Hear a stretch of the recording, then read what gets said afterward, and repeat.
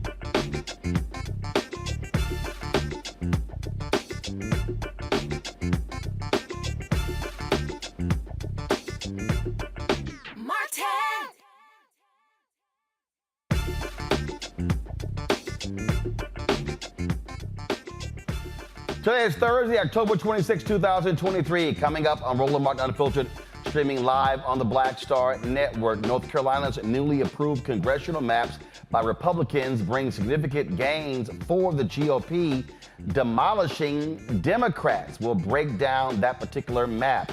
In Georgia, a federal judge has struck down their congressional and legislative maps, saying it violates Section 2 of the Voting Rights Act and discriminates against black voters. We'll talk to Cliff Albright, co-founder of Black Voters Matter, about that. In Louisiana, guess what? The judges there have said that the Attorney General Jeff Landry, they cannot move forward on getting rid of maps there that also discriminated against black folks that allowed the election of African Americans to the Supreme Court. What is about the Republicans in all of these areas? They hate black people. Mississippi, big gubernatorial race. It is heating up, being declared a toss-up. We'll talk with the head of the state Democratic Party about this matchup. Also, we continue paying tribute to Richard Roundtree. Today, we'll be hearing from Michael T. Williamson, Leon, also Ben Vereen, Richard Brooks, who was on Being Mary Jane. Folks, lots to talk about. It's time to bring the funk on Roland Martin Unfiltered on the Black Star Network. Let's go. He's got it. Whatever the miss, he's on it. Whatever it is, he's got the scoop, the fact, the find. And when it breaks, he's right on time and it's rolling. Best believe he's knowing. Putting it down from sports to news to politics. With entertainment just for kicks, he's rolling. It's on go, roll, roll, y'all. It's Roland Martin, yeah. Rolling with Roland now. He's funk, he's fresh, he's real, the best, you know he's Roland Martin now.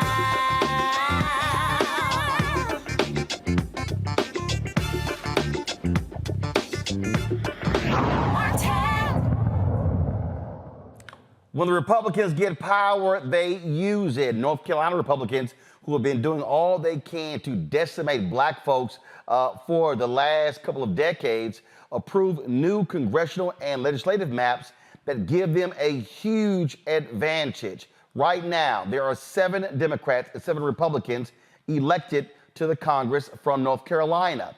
They want to change those maps to 10 Republicans, 3 Democrats, and a toss-up seat. They also are protecting the white woman who left the Democratic Party to join the Republicans, giving them a supermajority, allowing them to override the veto of Democratic Governor Roy Cooper. Folks, we've been telling you this is what happens, and now remember, Republicans now control the state Supreme Court 5-2, which means that conservative Supreme Court likely will allow this map to go through, whereas the previous Democratic control Supreme Court likely would not have allowed it to move forward. State Rep Amber Baker joins us right now. Glad to have you here on the show. And again, we've been focusing on this for years, how dastardly and evil Republicans in North Carolina have been. They have been doing everything to change the lines, to gerrymander, political gerrymander, racial gerrymander, target black folks when it comes to voter ID, when it comes to cutting early voting days. And this is their latest effort. Yeah, Martin, here we are again, Roland. I mean, the maps are horrible. They have taken and carved up districts. They've carved people out of their districts, literally drew around one of the senators' homes and drew her out. They've carved up the district to take the longest serving senator, Dan Blue, out of his district. They have split the Wilmington predominantly black precincts and put them into a Republican-leaning district. And it's all a part of their plan. And there's another piece that hasn't hit yet, but is coming, and they're coming after the college students. So we anticipate seeing that bill start to get some movement in a couple of weeks. And I say this all the time, elections have consequences. 2018, Sherry Beasley was Chief Justice of the North Carolina State Supreme Court. She lost by 400 votes. Had she won that race, Democrats would control the state Supreme Court 6-1. She lost, it went 4-3. They then lost seats in 2022. Now Republicans control the Supreme Court by 5-2. And I say this, and I'm not worried about in terms of white voters or anybody else. What I'm saying about to black voters in North Carolina, if we turn out in our numbers, we stop Republicans from doing this type of evil. Absolutely. You know, North Carolina is known as a purple district for a reason, and that is because we are fastly becoming Democratic leaning. So it is becoming increasingly more difficult for them to create supermajorities because we are Democratic leaning. And so we have the votes in the state to stop this.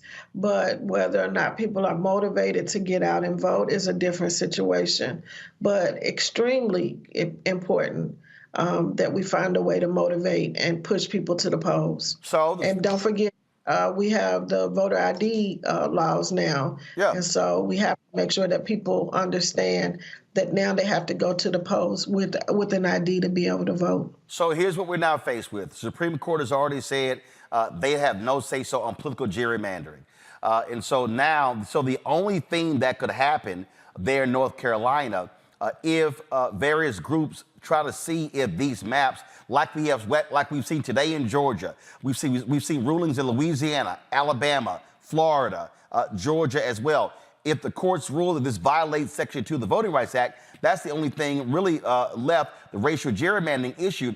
But again, this state Supreme Court, look, when they took over in January, they took up 3 cases that were just voted upon and overturned those. They have no problem, changing decisions when they begin to have power. Absolutely not. That was the first thing that they did. And they forewarned us that if they were able to get the supermajority in both chambers, and I must remind people who maybe haven't been following this as closely, the supermajority in the Senate is by 2 votes, and the supermajority in the House is 1 vote. And so when we started this legislative session, we knew we had a slim margin, but we did have the ability to stop the vetoes until we had one of the defectors flip to the Republican side. So when we talk about the supermajority, we're not talking about some insurmountable number of seats to be able to stop this. One seat in the House, two seats in the Senate. And let's just be clear so people understand. And that all of these things that we're now seeing right now in North Carolina, in terms of these maps, in terms of overriding the governors, because of this woman right here, Trish Cotham, she flipped, and then with Republicans, how they protected her, they have basically flipped her district some 25 points to guarantee she doesn't, because she was in a very blue district. They changed the maps to help her retain her seat. Yeah, if you look at the district that they drew for her, it is still Democratic leaning, but it is definitely more competitive, and it looks like a snake. So they literally carved out a special district to ensure that she possibly could win her seat again.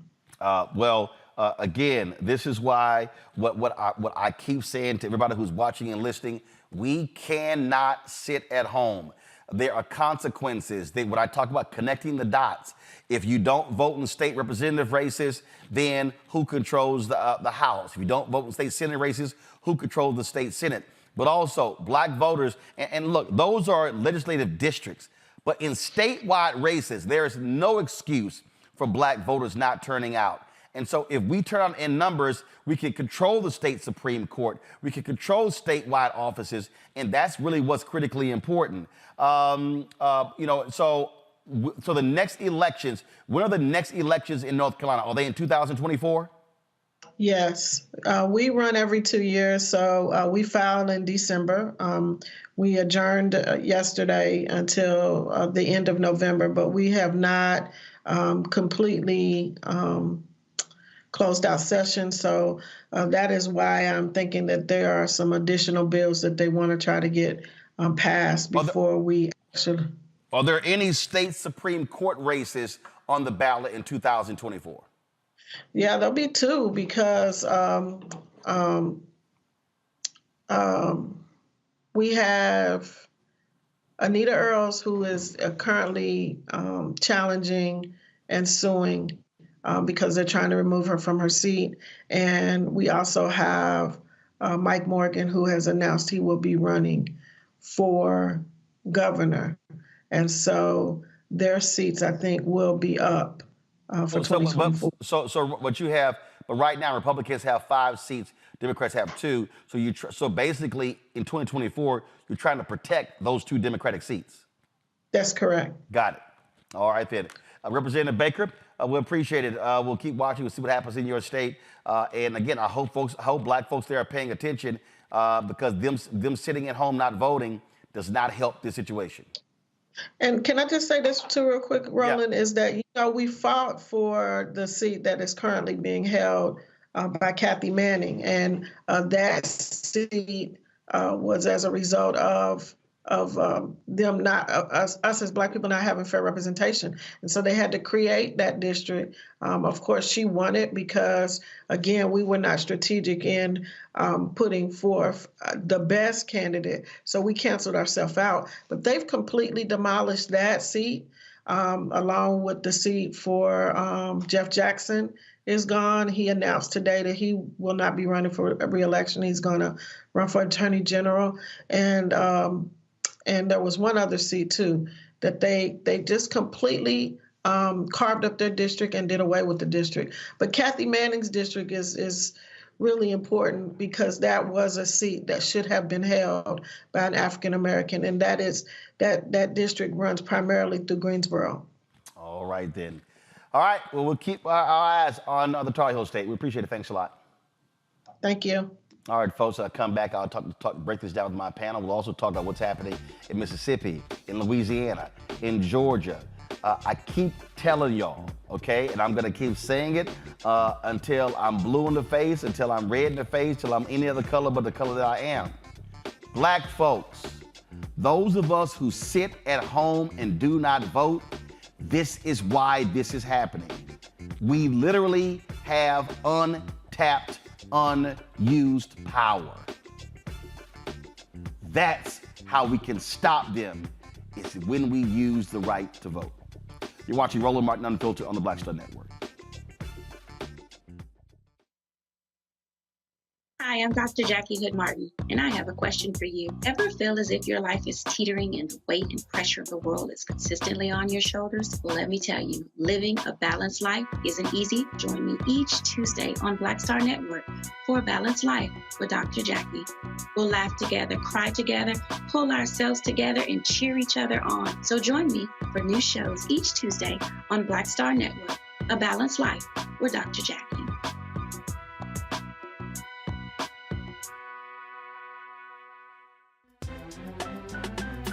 I'm Faraji Muhammad, live from LA. And this is The Culture. The Culture is a two-way conversation. You and me. We talk about the stories, politics, the good, the bad, and the downright ugly. So join our community every day at 3 p.m. Eastern and let your voice be heard. Hey, we're all in this together. So let's talk about it and see what kind of trouble we can get into. It's The Culture, weekdays at 3, only on the Black Star Network. When you talk about blackness and what happens in black culture, we're about covering these things that matter to us, speaking to our issues and concerns. This is a genuine people-powered movement. There's a lot of stuff that we're not getting. You get it, and you spread the word. We wish to plead our own cause.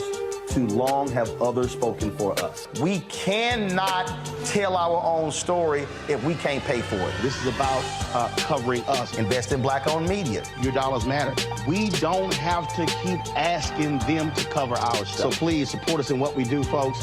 We want to hit 2,000 people, $50 this month, raise $100,000. We're behind 100,000, so we want to hit that. Y'all money makes this possible.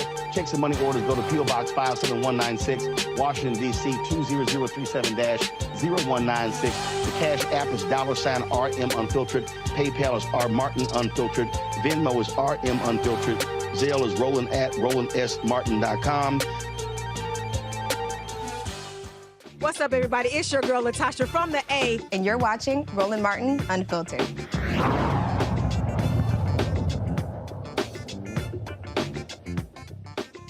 My pound, Dr. Greg Carr, Department of Afro-American Studies, Howard University out of D.C., Joe Richardson, civil rights attorney out of Los Angeles, Randy Bryant, DEI disruptor out of Washington, D.C.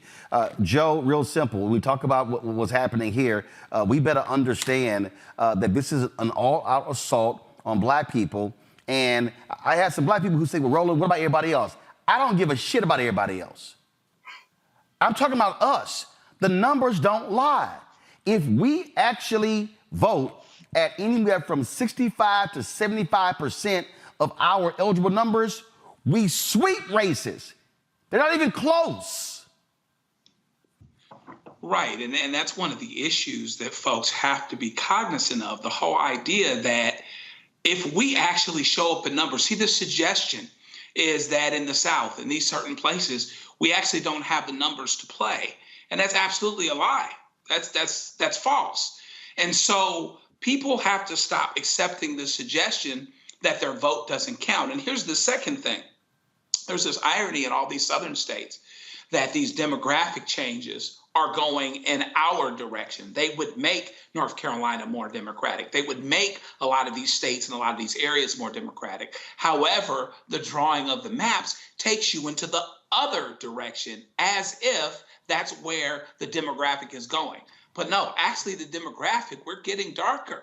We're getting blacker. We're getting more Latino. We're getting more minority, which by definition, particularly with black folks, is going to be more democratic. So how is it that we're getting more democratic demographically, but we're getting more Republican numerically in terms of who gets elected? So we really have to pay attention to that.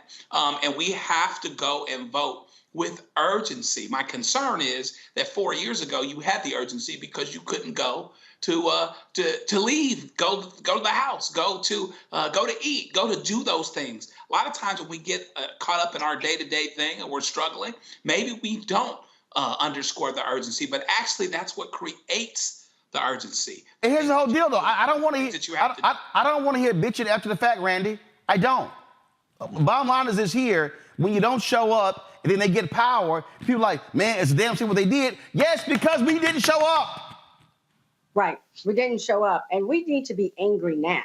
If we are paying attention, what they're doing is changing the rules. And you know, what democracy is that we are supposed to pick our leaders, right? But what they're doing with this gerrymandering is picking the voters. They're deciding who will win the election by changing who votes where so they can actually choose the voters. And we should be outraged by it. I mean, we should say and recognize that they're trying to take advantage of us, right? And by changing the rules, and then should be so fired up that we absolutely show up at the polls. Greg? No, I agree. I agree with Randy. I agree with Joe. I'm actually encouraged by this. I'm always encouraged when white nationalists press the pedal on their funky settler state because they're going to break it, Roland. I have to be very clear about this. We saw that this MAGA clown that they just gave the gavel to in the House of Representatives. This is actually we should encourage this type of extremism because ultimately there is no democracy in this country. There's never been democracy in this country. The only time we've made progress in this country is when we have faced an opponent that is so clear cut that we have to punch them in the face. These hillbillies in North Carolina are going to ruin themselves. And, maybe we will stop talking about Dwight Howard and Sexy Red and among the younger among us and the disaffected among us and understand this has a couple of things. This whole move to 10 to 14 representatives in Congress and getting rid of these districts. When you are living in a state, and this is why the guy running for governor of Mississippi is so important. When white people can't get health care, when white people have no benefits, when white people can't find a job, and they're going to look for someone to blame. When they point at black people, we'd be like, no, those are your hillbilly friends. You see, join us in this struggle or get run over.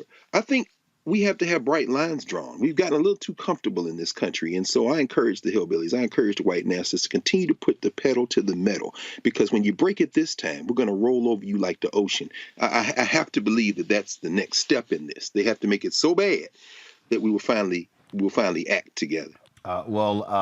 again, what people have to understand, there are real consequences to those who are in power. Speaking of that, let's go to Georgia, where today a federal judge ruled that Georgia must redraw some of its congressional and state legislative districts.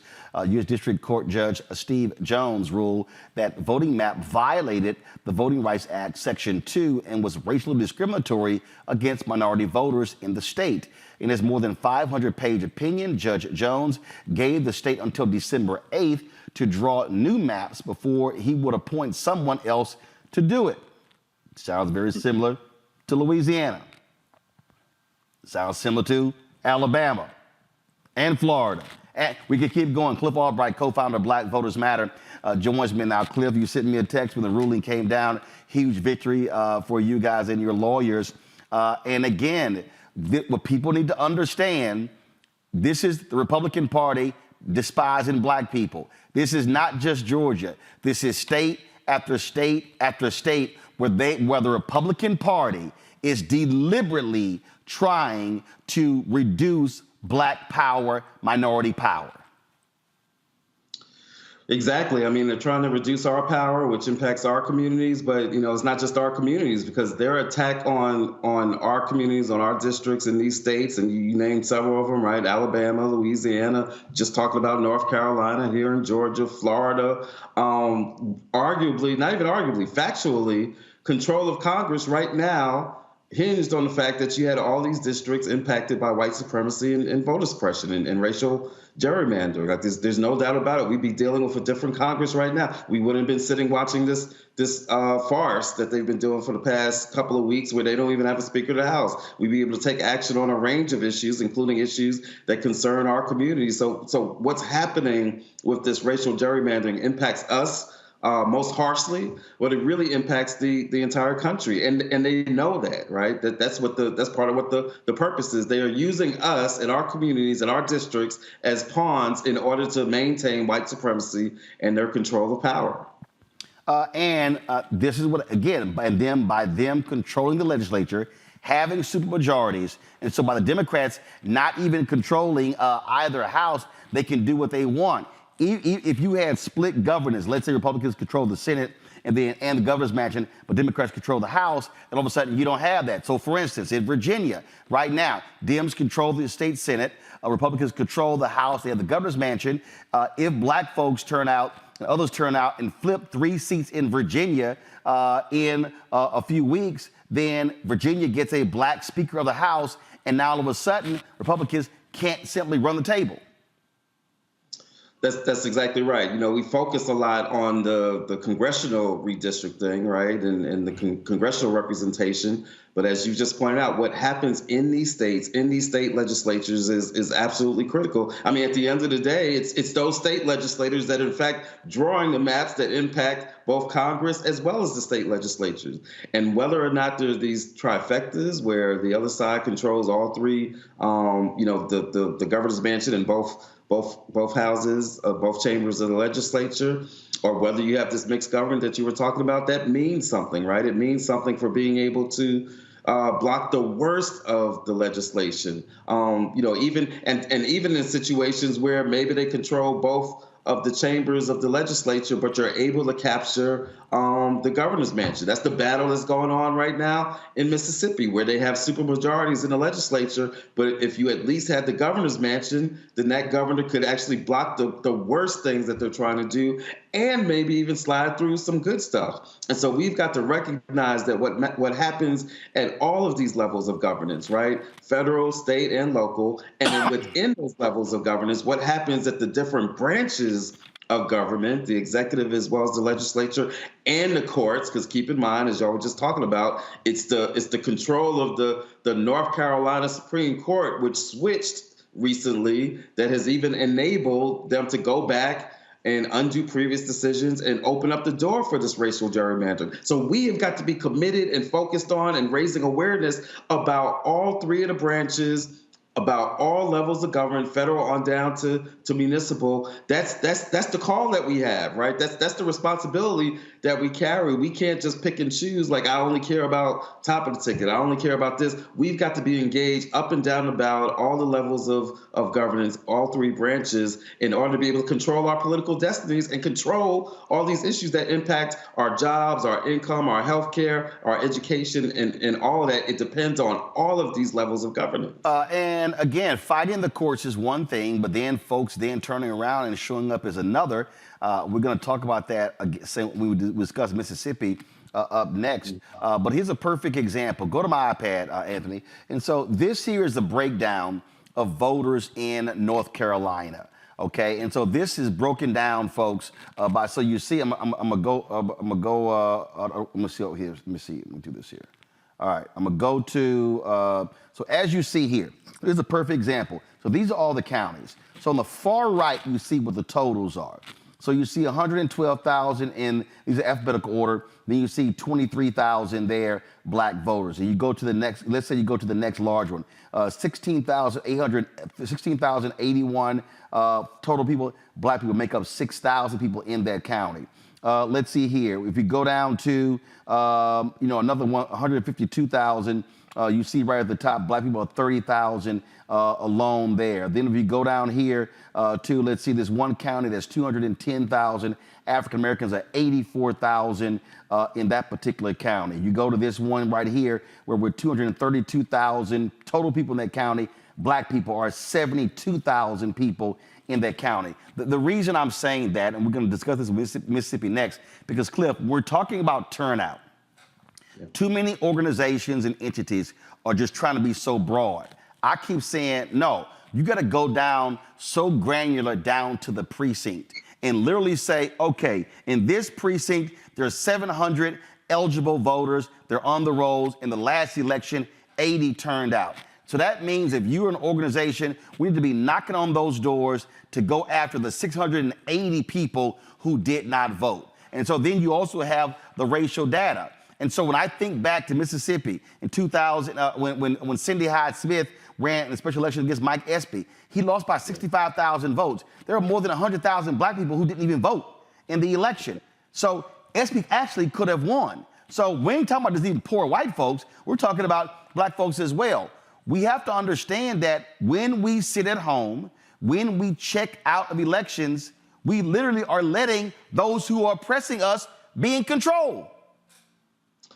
That's right, and we've got to, like you said, we got to know that data. We got to get that granular. I was looking at the data just the other night, and there's enough. Going back to that race you just mentioned in 2018 with Espy, the difference. 2019, which was their governor's race. The difference between that governor's race was about 50,000 votes, right? I was looking at some numbers just in like maybe 29 or 30 counties where we do a lot of work, where we got local partners, not even counting Jackson and Hinds County, right? Not even counting Jackson.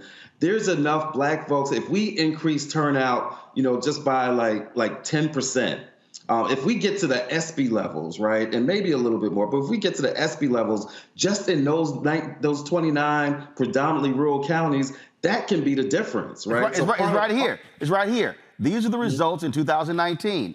Tate Reeves won with 449,746 votes. Jim Hood got 402,000. That's literally a difference of 47,700 votes.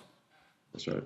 That's exactly right. And so what we're looking at is forgetting what it is that white folks are going to do, right? And I happen to believe that there's going to be a slightly larger percentage of them that actually vote for things like healthcare and entering the grocery tax and some other stuff. But forgetting what they did just in our communities, right? Just in our counties. And again, not even just Jackson. Everybody and their mama going to be talking about Jackson. Everybody and their mama going to be talking about Hinds County. And for good reason, right? It's the capital. It's important. There's a lot of people there. But what we fail to recognize is there's about, out of the 770,000 registered black voters in Mississippi, the vast majority of those are outside of Hinds County. When you ignore the Delta it's like you're ignoring a city and a county, the signs of Jackson and Hines. That's the power that's in those counties collectively. But when you only look at them as, oh, well, there's only 10,000 there, there's only 9,000, then it causes you to lose sight of the big picture. We've got to engage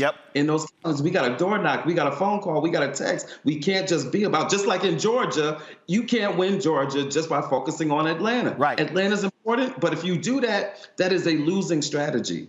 Yep, absolutely. And so, folks, the win today, is going to get appealed in Georgia. But, again, the battles are happening in the courts. We've got to back up the wins in the courts with the wins at the ballot box. Cliff, hold tight 1 second. We come back. We're going to talk with the head of the Mississippi Democratic Party about what's happening there. Again, a huge gubernatorial race that could have major ramifications for black Mississippians. You're watching Roland Martin Unfiltered, the Black Star Network. Support us in what we do, folks. Ain't nobody else doing what we do. I'm going to tell you right now, okay? Out of all the black-owned media people out there, nobody out there is doing what we do on a daily basis. Not Essence, not Black Enterprise, not Ebony, not Blavity, not the Griot. You can run all the names down. Nobody's giving you 5 hours of original content every single day that we're doing. Covering live events, news conferences, what's happening on Capitol Hill. Nobody is doing it. We are locked and loaded on African Americans on this show. And look, ain't just black people who watch, but we understand who our target audience is. And so we want you to support us in what we do. Your dollars are crucial. I'm out here kicking folks behind trying to get advertising dollars because they're not trying to spend money with us, political folks, or the general market. And so when you give to this show, you're helping to pay for staff and cameras and lighting and travel and all the things that make this network possible. And so send your check and money orders to P.O. Box 57196, Washington, D.C. 20037-0196. Cash App, $RM Unfiltered. PayPal, R Martin Unfiltered. Venmo is RM Unfiltered. Zelle, Roland at RolandSMartin.com. Roland at RolandMartinUnfiltered.com. We'll be right back. Don't you think it's time to get wealthy? I'm Deborah Owens, America's Wealth Coach, and my new show on the Black Star Network focuses on the things your financial advisor or bank isn't telling you. So watch Get Wealthy on the Black Star Network.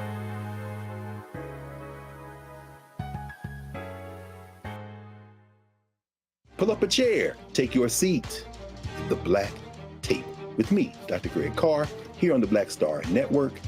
Every week, we'll take a deeper dive into the world we're living in. Join the conversation only on the Black Star Network. Hatred on the streets, a horrific scene, a white nationalist rally that descended into deadly violence. White people are losing their damn minds. As an angry pro-Trump mob storms the U.S. Capitol, we're about to see the rise of what I call white minority resistance. We have seen white folks in this country who simply cannot tolerate black folks voting. I think what we're seeing is the inevitable result of violent denial. This is part of American history. Every time that people of color have made progress, whether real or symbolic, there has been what Carol Anderson at Emory University calls white rage as a backlash. This is the rise of the Proud Boys and the Boogaloo Boys. America, there's going to be more of this. Here's all the Proud Boys, guys. This country is getting increasingly racist in its behaviors and its attitudes because of the fear of white people. The fear that they're taking our jobs, they're taking our resources, they're taking our women. This is white fear.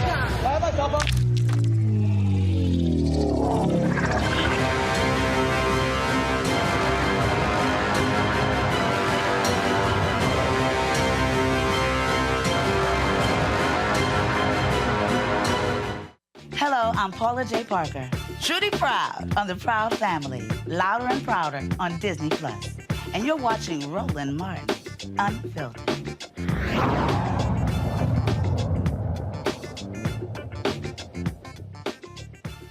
As I said, folks, major race in Mississippi involving MAGA Republican Tate Reeves, who is running against Democrat Brandon Presley. Reeves is the incumbent. Presley is a conservative Democrat who believes in pro-life and says he has what it takes to to become the first candidate to unseat an incumbent governor in more than 20 years. Chuck Taylor is Mississippi's Democratic Party chair, joins us now from Jackson. Glad to have you on the show. Folks are watching this race. A lot of money is pouring in as well, and polls show it is a very tight race. And I think Larry Sabato's group called this a toss-up. Yes, in fact, the polls are showing us at a dead even heat. First of all, thank you for allowing me to come on this show and talk about these issues. In Mississippi, we are at critical mass here. We have a wonderful candidate, Brandon Martin, who actually is dollar for dollar just about at a match. So money is not necessarily the biggest issue. We have to make sure that we are letting folks know what's at stake. And the number one subject is Medicaid expansion. Mr. Martin, as you know, we are probably the sickest and the poorest state in the union. And these failed policies, these murder policies that Governor Reeves is steadily pushing down our throats has to come to an end. And our answer is Brandon Presley. I have long said that, and I said this to President Obama, I've said it to others, that when we were talking about the Affordable Care Act, I said they need to go to the brokest, sickest, whitest, reddest places in the country and say, this is for you. Well, the reality is Mississippi is one of the brokest, sickest, whitest, reddest places. And the reality is a lot of white folks there who are poor are dying because of the lack of Medicaid expansion. It was Mississippi. That Dobbs case that overturned Roe v. Wade came out of Mississippi. And I said, and I saw a report in the aftermath that Mississippi expected some 5,000 children to be born in that state post the Dobbs decision, and they don't have the infrastructure to even birth and handle those 5,000 children. And so when you look at where Tate Reeves is, who has spent more time being focused on trying to hook up Brett Favre as opposed to trying to help people who need help, I would hope not only African Americans, but white folks in Mississippi realize it's time for a change, and it ain't Tate Reeves. Yeah, this is an unfavorable governor. He's probably behind more than 70% with his own Republican Party as far as likability. But we know that that Republicans oftentimes vote in blocks, no matter what candidate they have first. But let's talk about this Medicaid expansion. Mississippi is losing over $1 billion a year because of not accepting Obamacare. Let's just call it what it is. Medicaid expansion. This is the rejection of Obamacare, which is actually killing poor whites, poor blacks, and also, too, with a $7.25 minimum wage, which actually somewhere around 50% of our population are considered poor and low wealth. This can benefit the vast majority of Mississippians overnight by lifting us out of poverty and also making us healthier. But this governor's out of touch. He's out of touch. And in fact, he's only championing policies that only the 1% can understand. So we have made an assertive effort to make sure that we're attacking his policies and attacking the man himself. Our slogan here is too little, too Tate. And that's going to change November 7th. One of the things that's also big there is the grocery tax. Mississippi has the highest in the country there. Folks want to see that cut. And what's interesting is that all of a sudden, so Presley has been talking about that for quite some time, and Medicaid expansion. Now all of a sudden, Tate Reeves, watching those poll numbers, has now gotten religion. Go to my iPad there, and it says that cutting the grocery tax in Mississippi is bigger than cutting the income tax. So explain to people who don't understand grocery tax in Mississippi. Well, sure. Actually, this is probably one of the highest things you can actually afford here in Mississippi, one of the poorest states. He vows to slash the grocery tax. And listen, I'm also a state legislator. I cover District 38, which covers Chippewa County, Clay and Lowndes, North Mississippi. And I can tell you from my district, on a very personal level, that a lot of folks, when they look in their refrigerator, is pretty bare these days. It's over 7%. For grocery tax, and we're afraid of that is actually climbing higher and higher. But as far as the state income tax, economists all over our state said that we would be better off if we did nothing. be better off. But approving this state income tax is going to leave us more vulnerable and to deplete the surplus of money that actually came from the federal government, our Democratic federal government, that our Republicans are saying that they are fiscally responsible for handling. That is one of the biggest farce you can ever hear. It was a gift given by Democrats that is being poorly used and misspent and squandered by a Republican candidate, Tate Reeves. I'm gonna bring Cliff Albright back in here, also my panel, Joe, Randy, and Greg. And one of the things that Cliff was just talking about is getting to rural Mississippi. Yes. How are y'all doing that?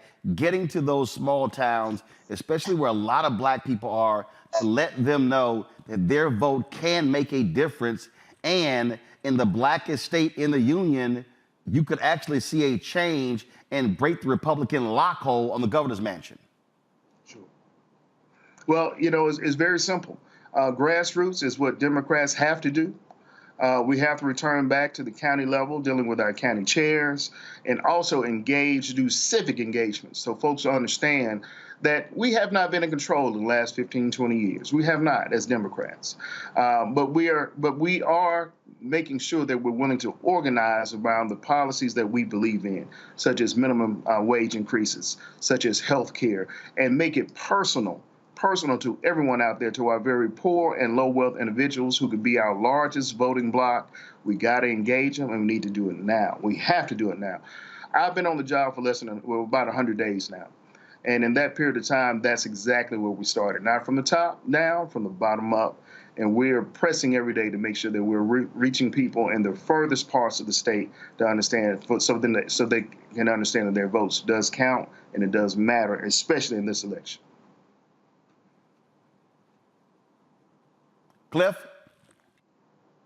Yeah, no, I agree completely, right? To reach those folks, you need a couple of things. You need a winning issue and a winning message that you can communicate, right? And so talking about the realities of this grocery tax, which everybody feels when they go shopping, talking about the reality of Medicaid expansion, especially in rural areas. You know, we've seen, I'm sure Representative Taylor can talk about the exact number of hospitals that have already closed, particularly in rural areas like the Delta, the number of hospitals in Mississippi that are on the brink, right? A study was done showing that Mississippi's whole healthcare system is on the brink of falling apart and more closings. Talking about that in some real ways, talking to people about the fact that you know, if you call for an ambulance, you might have to drive for an hour to actually get to, you know, the hospital that you're trying to get to because there have been all these closures. So having those conversations, you got to have the message, right? But you also got to, even with a good message, the message ain't good if you don't actually talk to people, right? And so you got to be able to take that message to people, whether that's at the door, on the phones, by text, whatever you got to do with the Blackest Bus in America driving through. We just had our bus in the Delta just this past weekend. In fact, the bus got chased out of Cleveland, Mississippi. That's another story. We'll tell you about that in a minute. The police came up to us at a high school football game and told them they had to move the bus, even though we were legally parked. But that's another story. We'll do that on another show. But the point is that you got to have those conversations with people. So you got to have the issue, you got to have the message, but you also got to have the resources to be able to get out there and have the conversations with people. And our experience shows us that when we do that, right, when we make people feel like that we got power, when we make people feel like that this is something that we got the power to actually get done, and when we throw a little joy and culture and humor into that, right, you know, like Representative was just talking about, you know, too little, too Tate. We got billboards out there talking about later Tater, right? Talk about Tater Tot Reeves and later Tater because he got to go. You got to be able to bring, these are very serious issues, but you got to bring some joy, some culture, and even some humor to make this voting process, right? To make it be not a burden that people feel, but make it be like an activity, an event that everybody wants to be down with, because the issues are important, but also because the spirit and the culture is there. It makes people want to be a part of it, and then makes them want to do their part to spread the word, to go tell 5 people. That's been our experience in terms of how we can reach out to those areas that so often don't get touched. Randy, got a question for Mr. Taylor? What I'm wondering is how are you reaching out to like leaders that the hidden leaders, you know, all of us, where we have small neighborhoods, especially in rural areas, sometimes it could be like the little small store owner on the corner, or the person who sells little ices during the summer. And those are the people that we need to touch, and not just the traditional people, just the preachers that we go out to. Has there been outreach to those hidden leaders that we have in small towns? Yeah, wonderful question, and actually, we're working on that as we speak. Like I said, you know, only been in the spot for about 100 days now, which is no excuse. But here's the real situation. Not only are we trying to grow the party to attract folks back to the party, but we're also trying to make sure that local leaders understand that they are the key components to our success. If I could just expound very quickly on the subject matter of the hospital closings. We're in a situation right now that St. Dominic's right here in Jackson, Mississippi, had just let go of 150 folks. North Mississippi Medical in Tupelo let go of 100 folks. KPCS is actually shutting down as we speak, and Greenwood, LaFlora has been up for lease twice in 2 years. So a bee sting in the state of Mississippi can end your life, because your next closest hospital may be over 45 minutes away. So if you have asthma, you get stung by a bee, which results in anaphylactic shock, you can actually end your life. But to make this subject matter personal, we have the highest rate of diabetes, some of the highest rates of breast cancer, the highest rates of infant mortality, especially among Black folks, and also maternal mortality when it comes to our Black women. So Black folks out there, I need you to listen up very clearly that your health is at risk if you're living in the state of Mississippi under this current government.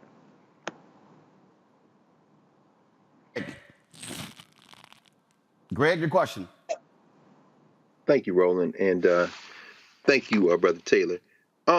You know, it's funny.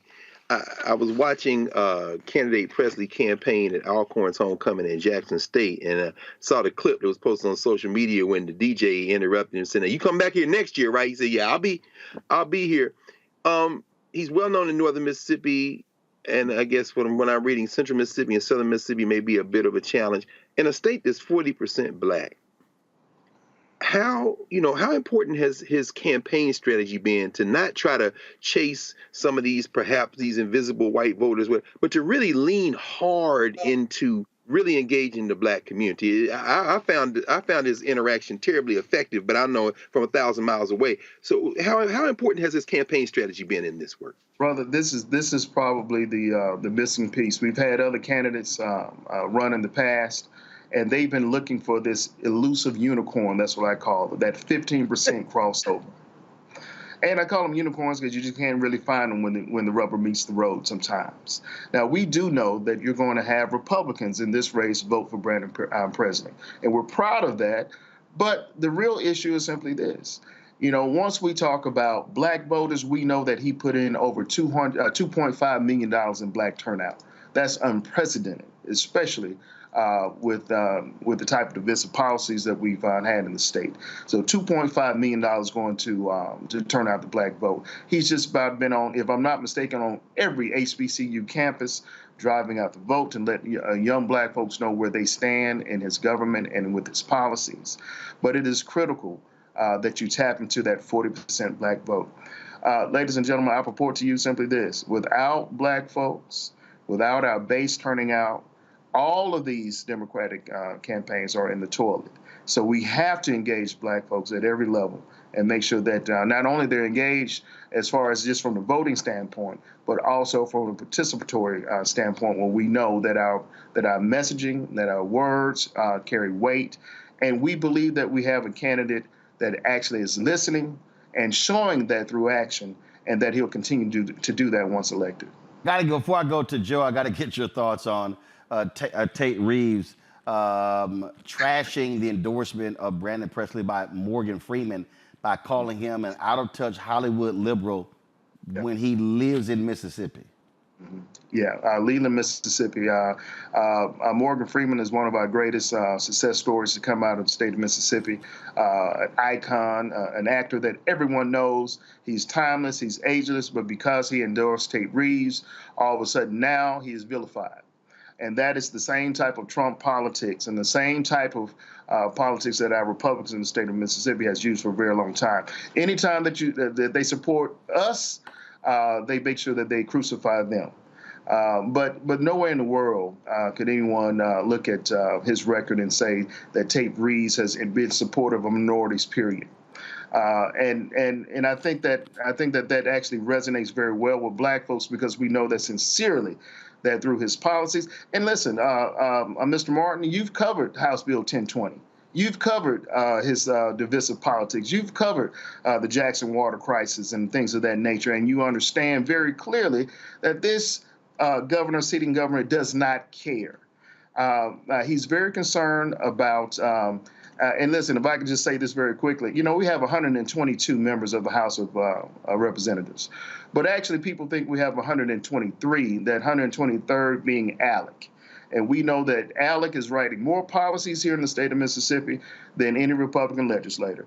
Democrats rate their policies because they get them from local folks in their own communities, and these policies a lot of times don't even see the light of day. So we have to change from a legislative perspective and also from a leadership perspective of what Mississippians can do and will do with the right leadership.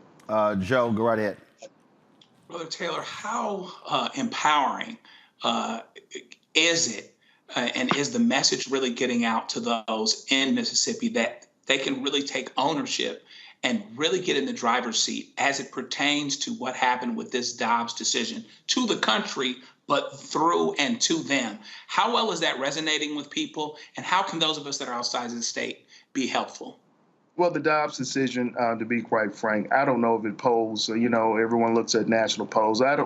It's not polling very, very high. But what we do know that's polls very high is the rural hospital closings, expansion of Medicaid, fully funding public education. And public education is a real huge issue here, because we know that it's only been done twice in the entire history of public education inside of Mississippi. And in fact, there are talks of moving the goalposts to justify what's been underfunded for all of these years, to move the goalposts to make sure that these numbers support that the monies that's been given to it is justified. This is not how you lead. This is not how you govern. And again, we do know that the meat and potato issues, Democrats own those issues. They only start catching our Republican counterparts' ears once their polling numbers go askew that they have to start listening. But again, too little, too late. This is Presley posted this here when he visited the Alcorn State Homecoming. Committed to funding our HBCUs so folks can get the best education right here in Mississippi. And as governor, I'll be back at our HBCUs every year. That's a promise. To your recollection, when was the last time Tate Reeves visited HBCUs in Mississippi? Well, I don't know of any particular time that he's visited. I know that when Deion Sanders was here and Jackson State was in every news cycle in the country, that he made attempts. And I think that the faculty said, listen, this may not be the party you need to come to. So I'm sure that's probably juxtaposed to whatever Tate Reeves wanted to hear. But we know that he ain't welcome at the tailgate, brother. All right, then, Jack Taylor, I certainly appreciate it, man. Thanks a lot. Look, it's going to be a dogfight. And again, I hope our folks really turn out, because that's what it boils down to, turnout. One more thing I'd like to say very quickly. Listen, if for folks out there who want to help out Mississippi and want to chip in, please go to MississippiDemocrats.org and donate. Listen, we need all the support we can. Even in the last few days of this election, we can make a hell of a push if we do it right now. All right, then. We appreciate it. Thanks a lot. All right. Cliff Albright, we appreciate you. Thanks a lot as well. All right. All right, folks. We come back more on Roland Martin Unfiltered on the Black Star Network. Lots to break down. They got a hardcore right-wing MAGA, soft-spoken, genteel guy who's Speaker of the House. Damn that.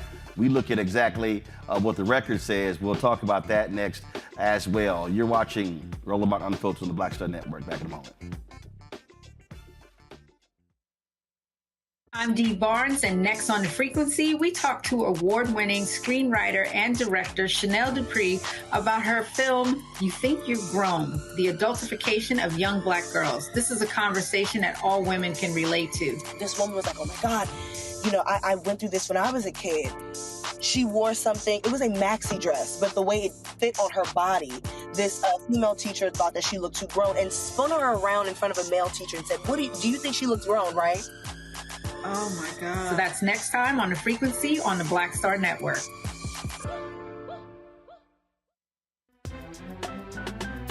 I'm Faraji Muhammad, live from LA. And this is The Culture. The Culture is a two-way conversation. You and me. We talk about the stories, politics, the good, the bad, and the downright ugly. So join our community every day at 3 p.m. Eastern and let your voice be heard. Hey, we're all in this together. So let's talk about it and see what kind of trouble we can get into. It's The Culture, weekdays at 3, only on the Black Star Network.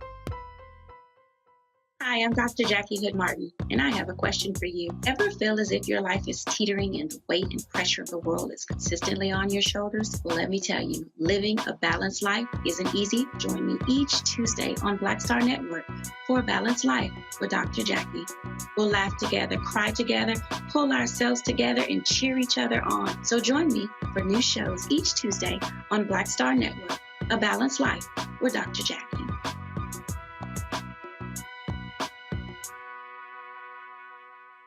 Pull up a chair, take your seat. The Black Tape with me, Dr. Greg Carr, here on the Black Star Network. Every week, we'll take a deeper dive into the world we're living in. Join the conversation only on the Black Star Network. Me, Sherry Shepard, and you know what you're watching, Roland Martin Unfiltered.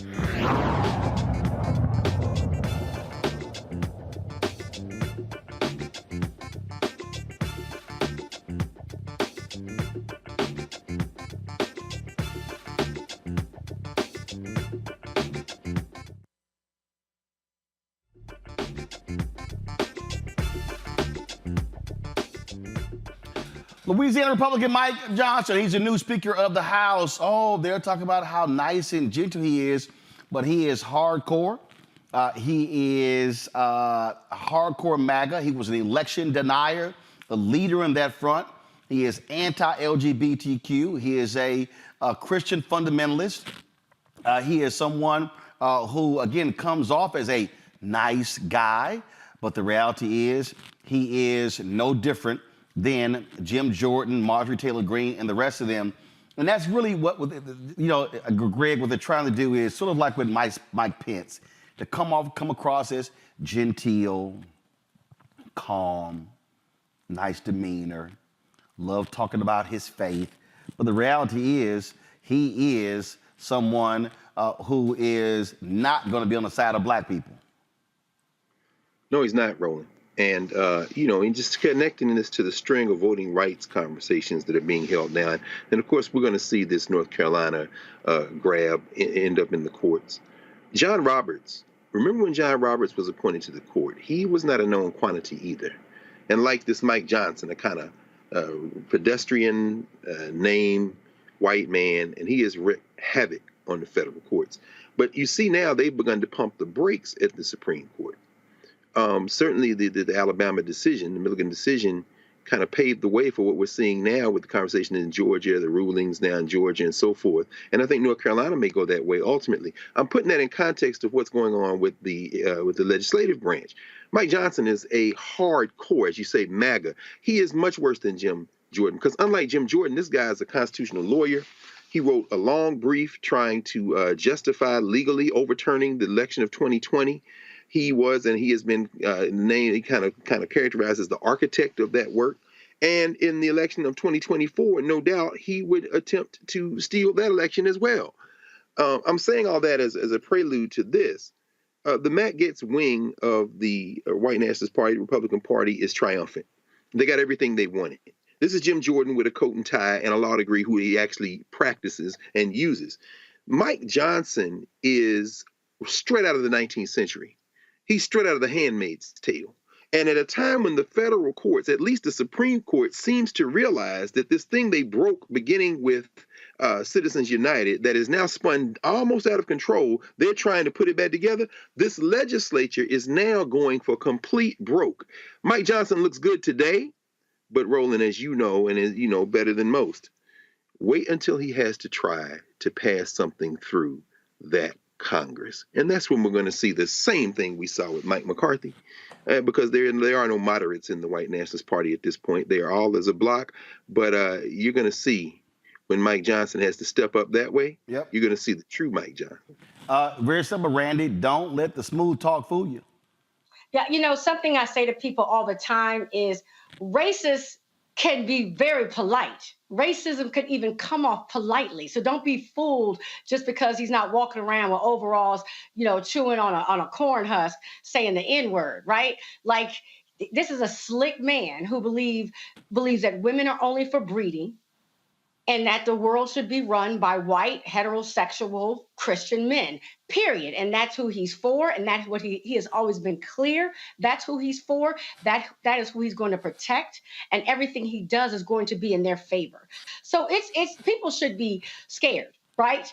Because this is, like, you know, this is a sheep in wolf's clothing, or a wolf in sheep's clothing, rather. Joe, he got questioned by a reporter. Go to my iPad, got questioned by a reporter about him trying to overthrow the election. And you should listen to the woman to his left tell the reporter to shut up. Mr. Johnson, you helped lead the efforts to overturn the 2020 election results. Will you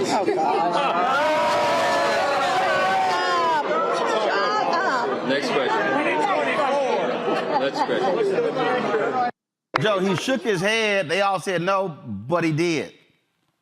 Yeah, I mean, he absolutely did. And so here's going to be another guy. He's going to fly under the radar for a minute. He'll get a little bit of a honeymoon. There's a question as to whether or not the Republicans will give him a little bit more deference, because he's basically, to get the budget passed, he's going to have to do the same thing that McCarthy was getting ready to do, or didn't want to do. But eventually, these chickens will come home to roost, and there will be a problem with the MAGA wing, or he goes along with the MAGA wing, the government shuts down, et cetera, et cetera, et cetera. He's less experienced, however, has never chaired a committee, et cetera, doesn't necessarily know a lot about that gig. And I think that if the Democrats play it the right way, we have to go through some changes in the meantime. We play it the right way. I think that it gives us a very good chance of having Hakeem Jeffries in 2024. And before I go to my break and bring up my next guest, Michael T., just here, this is what he actually said in a hearing regarding Roe v. Wade. Roe v. Wade gave constitutional cover to the elective killing of unborn children in America, period. You think about the implications of that on the economy. We're all struggling here to cover the bases of Social Security and Medicare and Medicaid and all the rest. If we had all those able-bodied workers in the economy, we wouldn't be going upside down and toppling over like this. Listen, the gentleman, I will not yield. I will not. Roe was a terrible corruption of America's constitutional jurisprudence. Roe v. Wade gave constitutional cover to the elective those able-bodied people. Right, but this is the same party that wants to cut funding to feed people, does not want to do Medicaid expansion, didn't want health care. So it's amazing. How are you going to support them? Oh, that's right. That ain't what you do. All right, folks, got to go to a break. We come back, part 2 of our salute to Richard Roundtree. Got some great guests coming up to share their thoughts and reflections about the OG himself. That's next on Roland Martin Unfiltered on the Black Star Network. I'm Dee Barnes, and next on The Frequency, we talk to award-winning screenwriter and director Chanel Dupree about her film, You Think You're Grown, the adultification of young Black girls. This is a conversation that all women can relate to. This woman was like, oh my God, you know, I went through this when I was a kid. She wore something, it was a maxi dress, but the way it fit on her body, this female teacher thought that she looked too grown and spun her around in front of a male teacher and said, do you think she looks grown, right? Oh my God. So that's next time on The Frequency on the Black Star Network. Pull up a chair, take your seat at the Black Table with me, Dr. Greg Carr, here on the Black Star Network. Every week, we'll take a deeper dive into the world we're living in. Join the conversation only on the Black Star Network. Hi, I'm Dr. Jackie Hood Martin, and I have a question for you. Ever feel as if your life is teetering and the weight and pressure of the world is consistently on your shoulders? Well, let me tell you, living a balanced life isn't easy. Join me each Tuesday on Black Star Network for A Balanced Life with Dr. Jackie. We'll laugh together, cry together, pull ourselves together, and cheer each other on. So join me for new shows each Tuesday on Black Star Network, A Balanced Life with Dr. Jackie.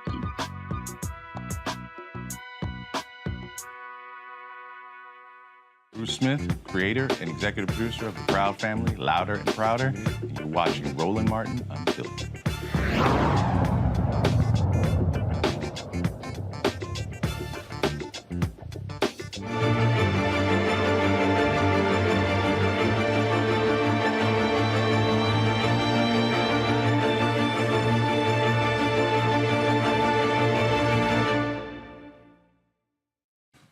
Many folks still sharing their remembrances of Richard Roundtree, the towering actor we lost at the age of 81 just a couple days ago due to pancreatic cancer. He, of course, best known for playing John Shaft, but he did so much more than that, appeared in many more movies and TV shows, and he absolutely was a beacon for a whole host, 2 generations of black male actors. One of them, Michael T. Williamson, who joins us right now. Brother, glad to have you here on Roland Martin Unfiltered. When we text the day we got the news, you talked about just how huge he was in your life. Yeah, that's true. Good to see you, Roland. Greetings to your audience as well. It's a little tough for me because Tree was one of my big brothers. There's a lot of the giants have been just Dr. Bernie Casey's gone, Sidney Poitier is gone, and it just, Jim Brown, Jim's transition. And these are the guys I learned from, but Richard they were all so unique. The thing about Richard, it's like Jim got on me the first time I met him. Jim really checked me real hard on a set because he said, stop smiling so goddamn much. And it shocked me because I was in such a good mood, man. I needed a check. I'm working. Everybody's being nice to me. He told me, stop doing all that grinning, right? And then I remember sharing that with Tree. And Tree started laughing. He said, man, don't pay no attention to Jim. He's looking out for you, but he just got a different way. Tree was elegance. He was fun. He was dangerous. He was everything that a movie star is. I mean, he was the biggest thing cooking, man. He was just a phenomenal human being, but he was a badass, but he was a gentleman at the same time. He was all that stuff at the very same time. Very unique individual, very unique man. Do you think he really understood how black folks felt about him and what that character just meant, especially to brothers? Yeah, he did. Roundtree knew it was an honor, but it was a responsibility. Like Sidney would say, Mr. Poitier would say, it's a tremendous responsibility that comes with being who you are, where you are. It's when the cameras point at you, you have to represent excellence all the time. And that's what Richard did in a different way than Sidney Poitier did it, in a different way than Dick Anthony Williams did it, in a different way than Billy D. Williams did it. And all these guys, all of them, big brothers, man, those are the guys we looked up to and asked questions. The great, the legendary, the living legend, Glenn Turman.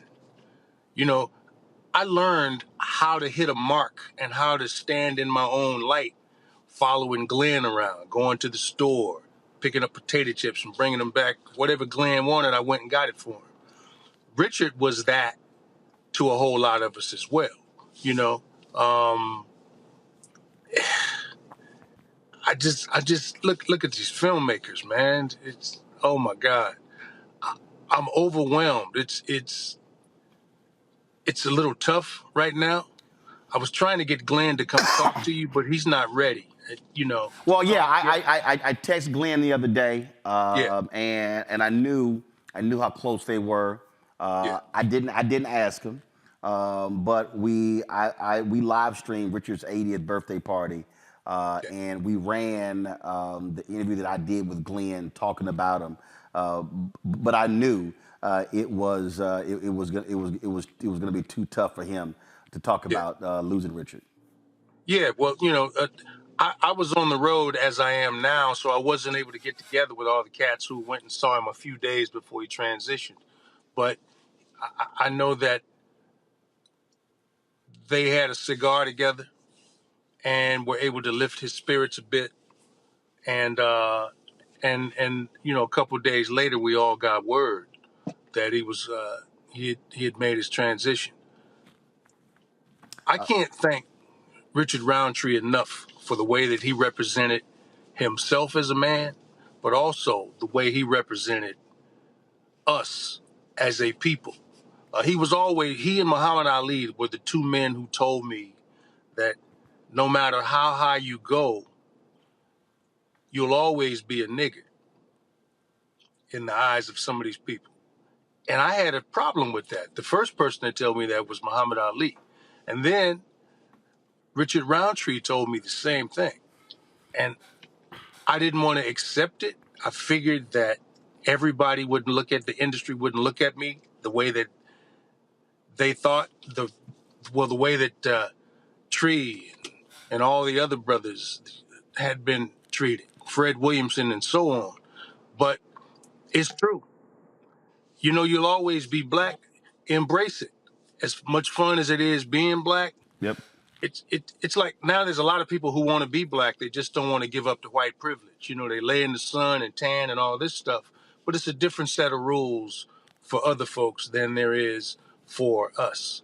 And it's absolutely the truth. But it shouldn't demotivate you. It should actually fire your ass up so you keep rolling, And I would never want to punk out and let it make me bitter because I got too much work to do, man. I got folks I need to represent. And we really have to step up now that the giants that ushered us in, are starting to leave us, man. It's there's a lot of food for thought. There's a lot to think about right now. Indeed. Michael T. Williamson, I would appreciate you sharing your reflections about Richard Roundtree. Thank you, sir. I appreciate you. Thank you for your love for Richard. Appreciate it. Bye. Thanks a bunch. You got it. Thank you. The thing here, what he said there, Joe, I think is critically important. But also, loss is a natural part of life, which means those who sat under those giants later become giants. Absolutely. And our job is to do it to the next generation. And to do it to the next generation and to remind us, Brother Williamson's accomplished a lot in this business, but I would have asked him to remind us of how hard it is. We lose perspective if we're 20, 30, 40, 50 years old. Maybe we didn't see Richard Roundtree, in the first black exploitation films, et cetera, and Fred Williamson and Jim Brown. But it's a grind and it's hard and it's still hard, even though we're seeing more, not just getting the work, but getting the roles. And so he has a great grasp of what it's going to take and stepping forward. And it's wonderful that Richard Roundtree gets to rest easy because of how much him and other folks have influenced this next generation. And hopefully we can keep it moving and just be reminded of who we are and that it's not easy. Also, keep in mind, go to my iPad. Obviously for us, Randy, we are fans. We lose an icon. But what you're seeing here, these are Richard's children. This was from his 80th birthday. And for them, they've lost a father. They've lost a grandfather. I had an opportunity to chat with one of them earlier today. I mean, they are grieving. This was the patriarch. And so, again, he played the patriarch on a lot of different shows, but for him, he was a patriarch in real life. Think about his family, because even now that he has transitioned, they are having to share this grieving period with us right? Because he meant something to us. And we do have to remember that, of course, their grief is much deeper. But at the same time, I'm sure they're very aware that the entire country, I mean, the world feels the loss of him already. You know, he was bigger than a man. Right, he was an icon, and he represented so much. He was just cool, right? Just cool, and it was. I think it had to be powerful. I'm sure for Black men to see him and to see him be a hero. And sometimes when it feels like you're being beaten up all the time, to see where there's a Black man who's not. But let me just also speak for the ladies. I mean, this is a beautiful Black man. Till the end, just beautiful Black man, and we enjoyed seeing that as well. It's interesting. We were just playing some video there from the premiere of Shaft, and I mean, while we were just sitting here, Greg, I completely forgot that we were at the American Black Film Festival on the red carpet for that, and I was sitting there, I was like, hold on, let me pull this up. And so go to my iPad because hold on one second. I'm switching iPads. So hold on, don't go yet. I forgot that as I was talking to Jesse T. Usher, Mr. Smooth himself stepped on up. Now you can take it. Hold on one second. We should have it in a second. You did the right thing. The pink linen is a good look on you. Although the ascot is your classic. Right. But so I'm gonna bring it back out because see, I sat it down. The folks were expecting it. And I can't have folk expecting. You're absolutely right about that. You got to shake them up sometimes. I hit them with the African stuff at Essence Fest last year. They lost their mind. They ain't know what to do. Don't buy it. So, baby, what's going on? My man Richard Roundtree. Is he a worthy heir to the Shaft mantle? Wow. Yes. Wow. He's got the last baton. He's got the last leg. It's on him. Now, I got to ask you this here, because somebody will be 77 next month. Yet when he walked into the room, all the women will still. I mean, does it make you feel a little inadequate when you like? Heck no. This is Shaft right here. This is the original Shaft. Absolutely not. It would make me feel less than coming onto this project if that didn't happen. But the fact that it does, it makes me feel even better. This young brother can hold his own. I'm so proud of him. Thank you. To see the way he evolved and handled his shit. Go ahead. Don't worry about it. My show's called Roland Martin Unfiltered. We can cuss. I own it. Perfect. To see him handle his stuff and his transition was a beautiful thing to watch. And my son overseeing what he was doing, and then the two of them learning from each other from different points of view, the millennial and old school, and I just sat back and watched. Now, I'm going to have him tell this story, because I tell this story all the time, where your daddy told you. I use this in speeches all the time. Because you used to be bothered with people calling you John Shaft, and your daddy had to let you know something. Tell everybody what your daddy told you. He says, son, a lot of people leave this earth not being known for nothing. Shut up. Sounds about right. Sounds like something my dad would have said. And ever since then, you embraced John Shaft. Indeed, yeah. There are days when I get a little full of myself, but the bottom line is, at this point in the game, and I'm gainfully employed, and this guy has legs, and my sister is standing over there with my niece, and she says, "Hey, Johnny Roundtree." Oh, all right. It's all good. Now, Father's Day is this Sunday. Hello. And I want both of y'all to speak about this. Shaft, for me, has always been about Black manhood. Cool, confident, smart, sophisticated, sexy. And that image is important to have that kind of brother on the big screen. Absolutely. No, 100%. I agree with you. You know, when we talk about Black excellence, we talk about manhood, we talk about father figure, questionable, but at the same time, this film clears all that up. And what you get to see is the three generations of that same character come together and find common ground and create a man in this new generation of millennials. Kind of teach him what it means to hold that level of respect and community. You know what I mean? Which is something that we can argue is missing in today's young men. So it's nice to see the older gentleman come in and clarify that and teach him that there's something that you need to take from the generations before you. I think he pretty much said it. The difference, what I would add to it is where we come from and all the history and being a man and passing that on to the younger generation. And there is no one, to my knowledge, that can pass that on better than Sam. You feel me? All right. Richard Roundtree. Always good seeing you, baby. You my man. Pleasure to see you. Yes, sir. Yes, sir. Yes, sir. I know we're going to hit some spot again this time. Yo, wherever you want to go, man. Wow. Yeah, I completely forgot about that. Totally forgot about that. Hold on one second.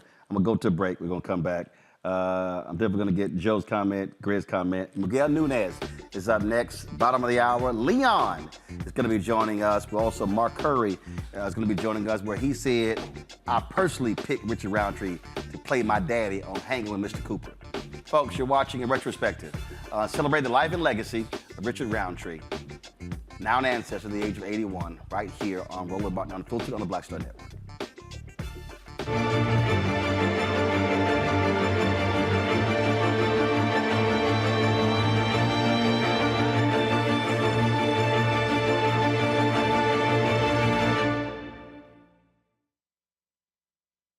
Hatred on the streets, a horrific scene, a white nationalist rally that descended into deadly violence.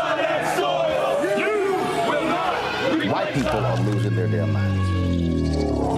As an angry pro-Trump mob storms the U.S. Capitol, we're about to see the rise of what I call white minority resistance. We have seen white folks in this country who simply cannot tolerate black folks voting. I think what we're seeing is the inevitable result of violent denial. This is part of American history. Every time that people of color have made progress, whether real or symbolic, there has been what Carol Anderson at Emory University calls white rage as a backlash. This is the rise of the Proud Boys and the Boogaloo Boys. America, there's going to be more of this. Here's all the Proud Boys, guys. This country is getting increasingly racist in its behaviors and its attitudes because of the fear of white people. The fear that they're taking our jobs, they're taking our resources, they're taking our women. This is white fear.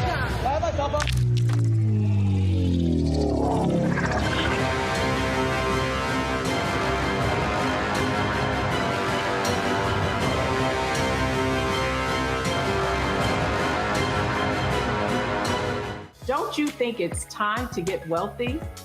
I'm Deborah Owens, America's Wealth Coach, and my new show on the Black Star Network focuses on the things your financial advisor or bank isn't telling you. So watch Get Wealthy on the Black Star Network.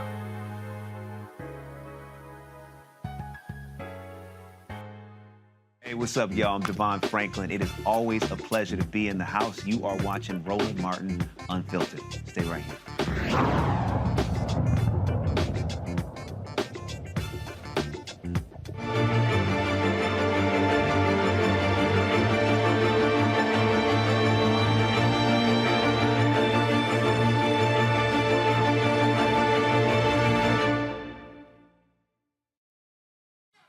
Joining us right now is actor Miguel Nunez. Glad to have Miguel on the show. Miguel, just your thoughts, reflections on great Richard Roundtree. Miguel, we can't hear you. I'm sorry. There we go. All right, there we go. How are you doing, brother? All good, all good. Listen, you know, man, I came up when Richard Roundtree came about. You gotta remember, when Shaft came about, it was back in a time where, you know, black man, you know, he kind of had to keep his head down early on when Shaft came about. So when Shaft came around, he started kicking ass and taking names. It just made you feel so good as an actor. It was like, I want to do that one day. I want to play that kind of role. I want to play a role where I can get back and I don't have to take. I think he gave so much to the psyche. I think he gave much more than just entertainment. He gave a lot to uplift, to spring us forward. That's what I thought. Well, Spike Lee called him Black Superman. Absolutely, because that's what you felt like. When you see Shaft, you saw this black man just kicking ass, and it was like, you were like, yeah! And you hadn't seen nobody like that before then. I hadn't. Like, here we go. Well, and here's the other deal. Even to this day, here's how iconic a role is. If you are a black man and you go buy a long leather coat, somebody gonna say, you think your ass John Shaft? Absolutely, 100%. Yep. And every time somebody, hush your mouth. That'll last forever as well. Oh yeah. Oh, absolutely, absolutely. It's all of that, all of that. And he was one of the nicest guys you will ever meet in your entire life, ever. I agree. I absolutely agree. And I think that, as I said, Michael T was on. I think our job is that when we lose a giant, lose a great, those of us who met them, who knew them, who learned from them, our responsibility is now, they become ancestors, to now do the exact same thing to others that they did for us. That's exactly what I'm trying to do, brother. I've been doing that my entire career. I learned from those guys, and those are the guys that keep me going. Why are you so approachable? You act like everybody your friend. Why are you so approachable? You're a star. It's because I learned it from them. And that's how I would watch them, and the ones that would do it the other way. He was just such a nice guy. He was grounded, he was spiritual, and he was funny, as you see. Absolutely, absolutely. Well, Miguel, definitely wanted to get your thoughts in here on this part 2 as we celebrate. Love you, brother. Roundtree. Brother, always good to see you. Thanks for sharing. You as well. Joe, batter up. Yeah, man, I tell you, it's just an incredible thing to be able to watch actors today more common than maybe we were able to 30, 40 years ago. And we draw experience. We needed to find our heroes where we could, and we still do, because we were often beat down by society, beaten down by government actors, police, etc. So it's really important to be able to have folks that we can root for and to see something in ourselves through them that allows for and facilitates our growth, facilitates us hanging on, facilitates us having something to laugh at, something to cry about, and something to be inspired by. And that's why Richard Roundtree is great. Indeed. We're going to, do we have our next guest ready? We do. There's our next guest was with Richard in a recent movie. They got a chance to work together, chop it up. And so, ladies and gentlemen, Leon. Leon, how you doing, brother? I'm good, bro. Good to see you. Man, so good to see you. Just share your thoughts about Richard Roundtree. Wow. Being an actor of my generation, we had very few people to look up to. Very few people that would, in the movies, we say, wow, I like to be like him. People talk about the black exploitation era, but for us, that was the movies. And for many of us, he was our John Wayne.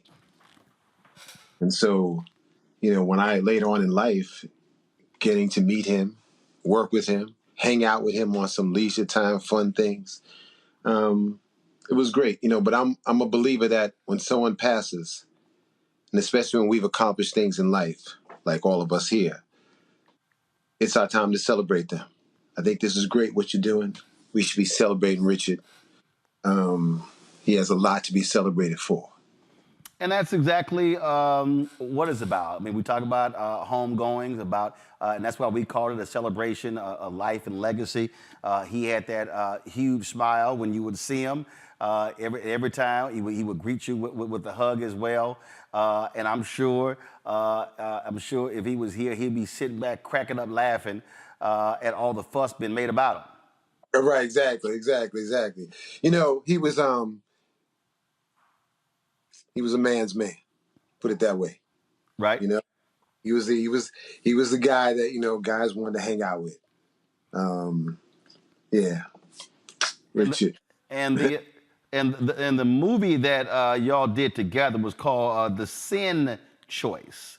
Talk about just being able to work with him and watching him work. Well, you know, I actually got a chance to, he was also in the cast of a series that I did, Diary of a Single Mom with Robert Townsend. Yep. And so I got a chance to, you know, be with him there as well. You know, Richard was great, you know, a consummate professional. You know, when I'm working, I'm deep into my character. So, and it was a pleasure to work with him. He was easy to work with. He was who he was supposed to be in the scene.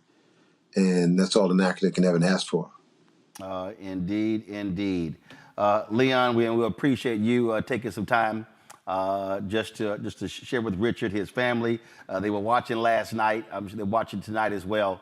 And so we just want them to know that we appreciate them for sharing him with all of us. Without a doubt, God bless the family. God bless all of us who will miss Richard. And, you know, I'm really happy, Roland, you're doing this. Let this be the start of the celebration of his life, because he had a lot to celebrate. Indeed. Leon, thanks so much, my brother. I'll see you soon. All right, without a doubt. Folks, last year at the 80th birthday celebration in Los Angeles, I caught up with Ben Vereen, who had a couple of things to say about his dear friend, Richard Roundtree. Richard, he was the icon before icon was a word, okay? Richard and I did Roots together. I'll never forget, I always tell a story, when he had to bow down and grovel, the man said, you're gonna ask Shaft to grovel, you out of your mind. And he turned to the producer and he said, you got one take. And he did it, and everybody said, okay, good night. That's Richard. Richard is one of the, how can I say this? It's forerunners in our lives. Not only Shaft, he's a great man. I love you. I love you. All right, folks, got to go to break. We come back.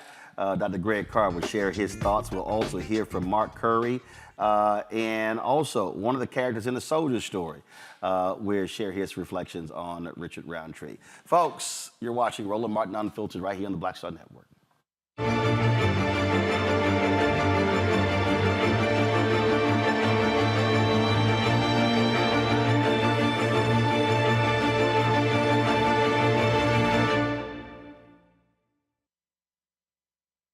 When you talk about blackness and what happens in black culture, we're about covering these things that matter to us, speaking to our issues and concerns. This is a genuine people-powered movement. There's a lot of stuff that we're not getting. You get it, and you spread the word. We wish to plead our own cause. Too long have others spoken for us. We cannot tell our own story if we can't pay for it. This is about covering us. Invest in black-owned media. Your dollars matter. We don't have to keep asking them to cover our stuff. So please support us in what we do, folks. We want to hit 2,000 people, $50 this month, raise $100,000. We're behind 100,000, so we want to hit that. Y'all money makes this possible. Check some money orders. Go to P.O. Box 57196, Washington, D.C. 20037-0196. The Cash App is $RM Unfiltered. PayPal is R Martin Unfiltered. Venmo is RM Unfiltered. Zelle is Roland at RolandSMartin.com.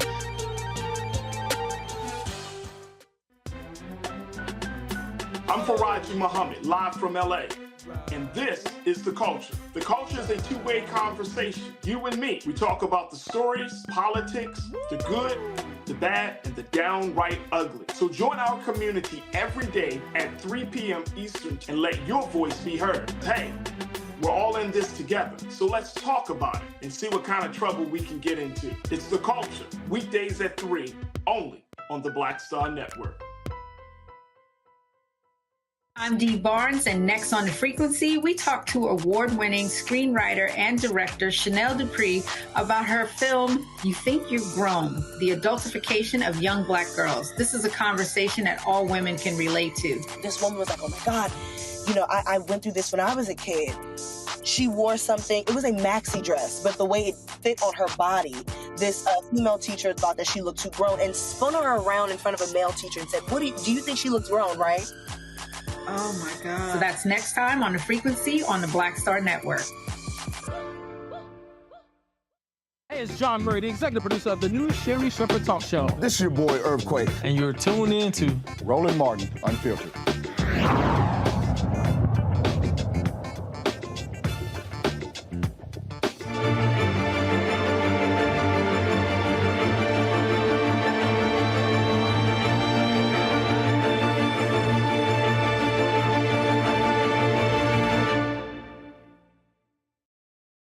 When I hear comedian Mark Curry about Richard Roundtree, he said, man, I got to come on because when I did my show, Hanging with Mr. Cooper, I said only Richard Roundtree is going to play my daddy.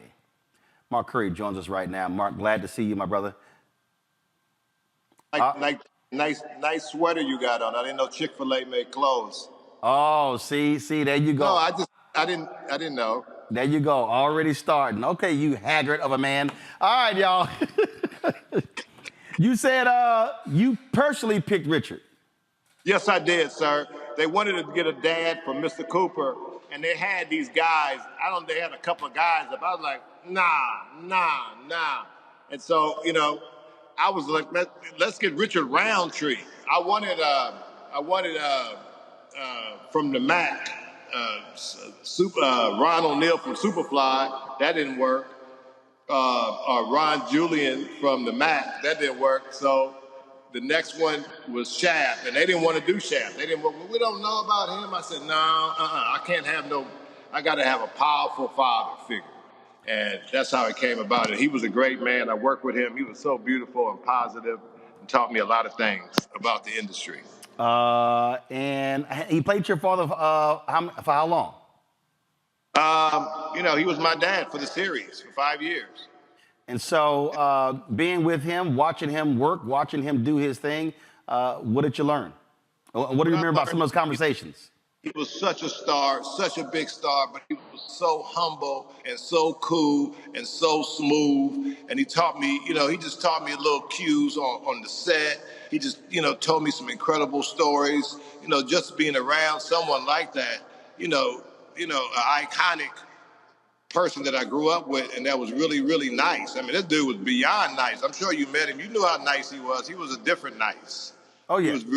He was really just different nice. And so it was just great to be with him. I remember working with him, and my daddy, my mom and dad was excited. That's Sham. That's Richard Roundtree. My father, I had a coat like him. Well, and it absolutely was nice, had that huge smile.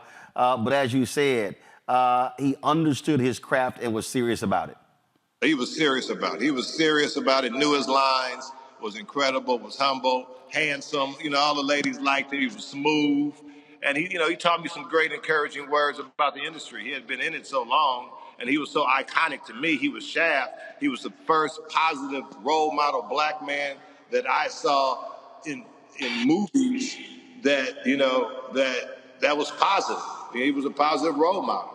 I hate to say, I grew up in Oakland, California. That's where they made the Mac. So, we came from pimping and Mac lifestyles. So that's what I looked at all my life. That's what I remember. But when Shaft came along, Shaft was something that the first time that black people was like, whoa, he's taking up for us. He's taking it to the man. First time you seen a brother saying something to a white man, another white cop on television and not taking it. So he was so positive. He was so awesome. He went with my character, Mr. Cooper. Well, Mark, we wanted to make sure to get good opportunity to share a few words about Richard. We appreciate you joining us right here on the show. Thank you. And I like that sweater. Is that stripes from the service, or is that suede? No, this is from the coldest and the boldest fraternity of them all. Everybody couldn't get in, but you had to go to college first, so my apologies. I love you, man. I appreciate it, Mark. I went to college. But you had to stay there more than 24 hours. Yeah. Normally you got a dashiki on. Where's your dashiki? Oh, but see, I got to hit you with different looks, see, because you can't be expecting a look. But we know you're going to have the same look. But you know, it's so beautiful that you work with Richard Roundtree, that we say something to him that's so positive, because he was so iconic. And you know, the white people ain't gonna give him no love. And you know, it was just he's the one who set it off. And they called them black exploitation films, but they really weren't. Well, They really weren't. well, that's also why this is why one. Black-owned media matters. Two, this is why what happens when you own your stuff, you don't have to ask anybody's permission. And you're right, I looked at a bunch of other networks and they maybe gave him 2 minutes and 3 minutes, but he meant a hell of a lot more to us. And so we did 2.5 hours, no, 3 hours yesterday and an hour today, and he certainly is worth every minute, every second. Yes, sir. Richard Roundtree, baby. Awesome. Appreciate it. Mark, thanks a lot. And folks, look out soon for my Rolling with Roland one-on-one interview with Mark Curry. We had a ball when we shot that one. So it's I'm on tour with Cat Williams, so make sure you guys come see us. We're in Baltimore and where are we at next? Connecticut. They can go online to find out. Yes, go online. Thank you very much. I love you, man. All right, Mark, appreciate it, man. Thanks a lot. Art Evans, y'all, starred in A Soldier Story. I had a chance to catch up with him. He, of course, this was last year at Richard's birthday, and I want to share this here. Well, we've known each other back in New York. One day I was in New York doing gymnastics, and he was riding a bike. I stopped because I saw him in this latest movie, and he was fabulous as always. And we became friends. I was getting ready to do a movie. I let him look at the script. I did the music and the acting, and we've been friends ever since. What makes him so special, so unique? Whenever you talk to him, you notice that it's not always about him. He has a wonderful way of engaging you about in the conversation. And he speaks low and quiet, but he speaks honestly and directly at you. And we became friends after that. We've been friends ever since. He's also really do a lot. Yes, he is. That's combined with 2 wheels. Yes, I didn't think about I'm sorry I don't have any witty comments to make. I've heard him before. We all good? So we got it. So just your final thoughts. Richard Brooks, happy birthday. Folks, that was Art Evans. Richard Brooks played in Being Mary Jane with Richard Roundtree. Also got a chance to catch up with him. Hear his thoughts. Oh man, it's amazing. You know, I grew up watching Richard now and then have the honor of playing his son and being Mary Jane and getting to hang with him and just see how smooth he stayed forever and ever. You know, it's just been amazing. So I talked to BJ. Yeah. And BJ said, so he came downstairs to the hotel and he wanted to run lines. And Richard just started hitting. He's like, hey man, I ain't got those pages yet. Right. And he said he was was always prepared. Oh man, yeah, Richard is the professional of the professional, man. He's the baddest, yeah. No, we always gotta have a great time working together. I mean, it's too bad we don't get to do it more. You know, being Mary Jane was so much fun, but now Richard is the tightest, man, yeah. One of the things that I said, he asked me to speak, I talked about how he represented black manhood. Right. So even being Mary Jane, I mean, so he represented that black father who cared deeply about his family, about his children. Right, exactly. Yeah, well, being Mary Jane, yeah, Richard was the ultimate father. You know, watching out for being Mary Jane, obviously for Mary Jane and all the boys, the Patterson brothers. And just, you know, it was a rare opportunity to get to play a family like that, you know, to have everybody, mom, dad, brothers, sisters, and just tell that kind of human story. You know, I haven't done that since, like, maybe To Sleep with Anger. So it kind of was really great. So final words, what you want to tell him about his 80? Shoot, happy birthday, man, you the man. Another 80, yo, you're just the baddest ever.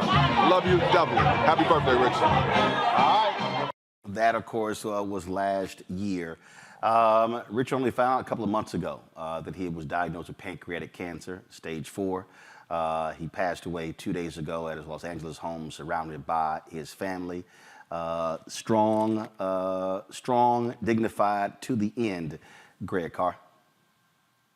Yeah, no, absolutely. I mean, facing death like that, man, you know, his last act of cool on this side of Earth, and now he's a powerful ancestor. It's funny, Richard Brooks mentions To Sleep with Anger, the film that Charles Burdett did. Charles Burdett's part of the L.A. Rebellion, the group of filmmakers that Holly Garima, Julie Dash, and others were out there. They chose the independent route. On the other hand, you had folks like, as we know, our brother Melvin Van Peebles with Sweet Sweetback's Badass Song, and then Gordon Parks with Shaft in 1971, 72, 73, who were trying to go the Hollywood route. And Richard Roundtree kind of spans both of those in many ways. A trained actor, you know, with that kind of thing. You know, I came into class this afternoon, my students, and I said, I got a pop quiz question. I said, who is the man who would risk his neck for his brother, man? Silence. Silence. I said, what? Yeah. I said, do y'all? None of them have ever seen Shaft. However, when I mentioned Jesse T. Usher and the third of the Shaft trilogy in terms of the afterlives of Shaft, they said, oh yeah. And Samuel L. Jackson was the bridge there. I bring it up because Gordon Parks said in an interview, he was in London. This is after his son had to call him in New York when they debuted Shaft. And he said, I didn't know whether it was going to be successful. His son called him and said, Dad, you got to get down here. The line is out the building. They're going to have to show it over and over again. He got to London and somebody asked him, a reporter said, well, why did you call it Shaft? And he said, well, it's because we're giving the finger to the society. And so even the idea of Shaft, Isaac Hayes saying he took the soundtrack, and Gordon Parks told him, give me a soundtrack for this man coming up out of the subway with that iconic notion. And he said, it took me a couple of hours, and I wrote the music. I pulled together things we had done, and I put that together. I'm saying that to say that I think there's a reason we call it Life and Times. Richard Roundtree is the life. But the Times was the Black Power movement and the Black Arts movement. And so I stopped and showed the first 5 minutes of Shaft, him coming out of the subway to those students, and it opened up everything. Then I had to show a clip from the Mac and Max Julian. And I said, then they said, now understand Snoop Dogg. Then we had to go and look at Across 110th Street with Yaphet Kotto, and then talk about Pam Grier and Tamara Dobson and Billy D. Williams and Jim Kelly and Jim Brown and Fred the Hammer Williamson. And then they began to understand, okay, this is where we're going with this. This brother, Fred Williamson, is still making movies. But this brother, Richard Roundtree, you know, finally, I'll just say this, seeing Jesse T. Usher, seeing Richard Brooks, seeing, you know, Ben Vereen, people forget Richard Roundtree played Kizzy's boyfriend in Roots. But the new generation, they don't remember any of that, and it's up to us to remind them of that momentum. See, Randy, Joe, and Greg, at my TV One show, I still do it. If certain folk come on my show, I don't care how old you are, there are certain movies that I will snatch black cards if you have not seen. And so, we had this debate, and we were at Congressional Black Caucus Foundation, and it was several sisters, and it was a young brother. They were like, yo, Roland, you can't be holding that against us because we younger. I'm like, I don't give a damn. I said, I knew about certain movies and certain songs that took place before I was born. I was like, I don't want to hear it. I don't care. If you black, I need everybody listening to me right now. If you black, if your ass ain't seen Car Wash, Coolie High, the original Shaft, those are three that you need to absolutely watch. I remember, so Tiffany Lofton, Tiffany was so funny. She hit me one night, and I said I mentioned Car Wash. She said, well, I ain't never seen Car Wash. I cussed. I said, Tiffany, you are not allowed on my show ever again until you watch Car Wash. She said, Uncle Ro, I'm coming to your house tonight. So her and some friends got in their car. They were complaining because I live in Northern Virginia. You live too far. I'm like, shut up. I'm like, I'm from Houston. That ain't far. And so made her watch Car Wash. And the reason I say that is what you just described, Greg. You can't, I need people who are millennials and millennials and Gen Z, just like Gen X need to understand what you're seeing in this black world didn't start with you. Right. Something set that up. And so you can't, if you love Lawrence Fishburne as Morpheus in The Matrix, all you are watching is the reincarnation of John Shaft, down to the leather coat. And so too many folk when you don't have that historical reference. I had somebody who was joking with me, and Ali Sadiq makes this joke a lot. He said, we were on Instagram Live, and he said, y'all know, he said, if Roland going, he gonna bring up something Dr. King said. And I was like, you absolutely right. Because the problem for me, Randy, is when you are devoid of historical context, then you don't really understand what is happening today if you're missing the historical context. You really do not. You really do not. Like you had it. Oh, so much you said right there. Like, first of all, when you were saying you make people watch it, I used to make my sons. That's the time, like Thanksgiving and Christmas, they have to watch certain movies. I believe it's part of their education. And it does reflect exactly where we've been and how times have changed. But if you don't know where you have been and you don't feel, it really just, I feel, builds a person's self-esteem also to know what we have been through. Right? And where we have been and what we need to do now going forward. So, I agree with you on those movies you listed. There's a few more that we have to add to it that people need to understand, our history. Yes, 1,000% on that. Greg, I want to go back because, again, we talk about Richard Roundtree. He was an Ebony Fashion Fair model. Yes. All right. Now, there's somebody watching right now going, the hell is Ebony Fashion Fair model? That was it.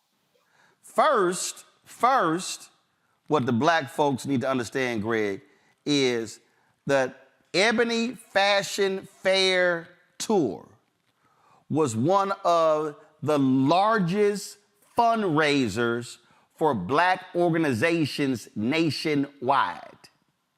A lot of people have no understanding that when Ebony Fashion Fair, when that modeling tour, when they hit the city, tickets sold out, millions of dollars were raised for the Ebony Fashion Fair. And Greg, and to understand, Richard never forgot. I'm gonna show y'all. So I want y'all to see this video from his birthday party. I just want y'all, there's no sound, but I just want y'all to watch how Richard ain't never stopped being the model, okay? Now you see right here, got the shades on. Now the cameraman gonna sit here. So the whole deal, the pose, the look, the outfit he got on, head to toe, he was always clean. Face was always, he wasn't never like unruly with his beard and his mustache and all of that. Now, I think right now he gonna take the shades off. And I want y'all to look at that. See, he talking to the camera. So he might have been 80 years old, but he ain't forget how to be that Ebony Fashion Fair model, Greg. No, not at all. And I'm glad you brought up Ebony Fashion Fair, Roland, because again, this is a guy who, star high school athlete on scholarship at Southern Illinois and moves into Ebony Fashion Fair while he was in college, moves there. And that gets him to New York, as you said. A generation doesn't understand the importance of Johnson Publications. Again, black institutions, black media. It wasn't just Ebony. It wasn't just Negro Digest and Black World and Jet. It was the Ebony Fashion Fair offshoot. And as you said, those of us who are old enough to remember in Ebony when they would put the names of the black institutions, the Prince Hall Masons, the Order of Eastern Star, the Black Fraternities and Sororities, the sponsors from city to city to city, that gets him to New York to join the Negro Ensemble Company. And of course, he then, from there, of course, the rest is history. I mean, he plays the Jack Johnson figure in The Great White Hope before James Earl Jones. Right. But it's the Ebony Fashion Fair that moves him into that power at that moment. And then, of course, finally, the convergence then of that Black Power, Black Arts movement of the 60s. He's in the right place at the right time for Gordon Parks and to converge with him and to make that move. And of course, Roland, like you said, black cars could be snatched. And in the defense of the young people, they did know him from being Mary Jane and from that TV series with Ava DuVernay. But they recognized him as an elder statesman. But what today showed me, and I think you've just reinforced it, is we have an obligation to our young people to sit them down and to understand the choices. Shaft was a character written in a series of novels by a white man, Ernest Tinyman. Gordon Parks said we couldn't use that. I had to rewrite it. And then they made Shaft's Big Score and Shaft in Africa, filmed in Ethiopia. It's our obligation to have young people do that. And that Ebony Fashion Fair, man, I think you can't overstate the importance, because that was a Black institution. Yeah. And that was a Black institution that put our resources in our community. Randy, go ahead. I was just saying, I got to do a shout out to my friend, Ayanna Jenkins Toney. She is a big time lawyer. I'm talking very successful, Howard grad, big Delta. I mean, all these accolades.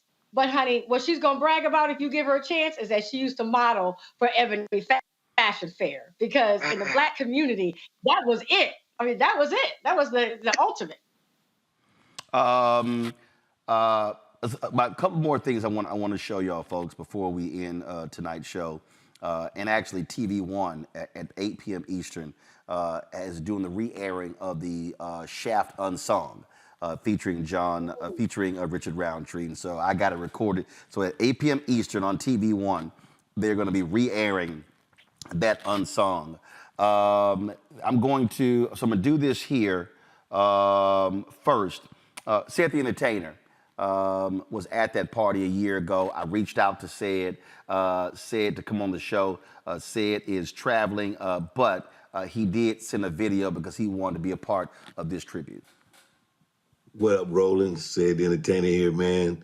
Just a shout out, man. I know that you are honoring the legendary Mr. Richard Roundtree, Carol, who was, again, amazing on film, television, and in real life. This dude was just a really elegant, sharp man who always represented what it was to be a Black man. And I mean, his character Shaft was one that I grew up seeing in the movie theater. He was one of the first images that we saw someone being really fully them whole self on screen. Bad dude, could fight, look good, dress sharp. And boy, when he got in the shower with that white woman, we was like, ooh, he out of control. He doing too much right then.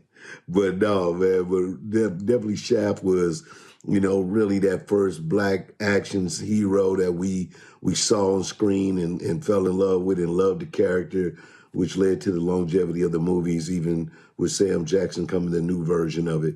But Richard Roundtree was just a great man. And I remember a couple of years ago, he came and participated in my golf tournament and just was super, gracious to everybody who came up to him, had a really great time. That's what he was. And when I told my son that he was the original Shaft, my son got super excited to meet him. And Richard, Mr. Roundtree got a big kick out of how excited my son was and knew who he was and just loved the idea that he was meeting him. So I'm going to attach an image of that. But I just love the smiles on their face and the joy that they got these generations meeting each other. And that's just the kind of guy he was. So R.I.P., good sir. You one of the best to ever do it. You definitely was someone that inspired me in many, many ways. And rest easy, rest in heaven, sir. All right? All right, I'll holler.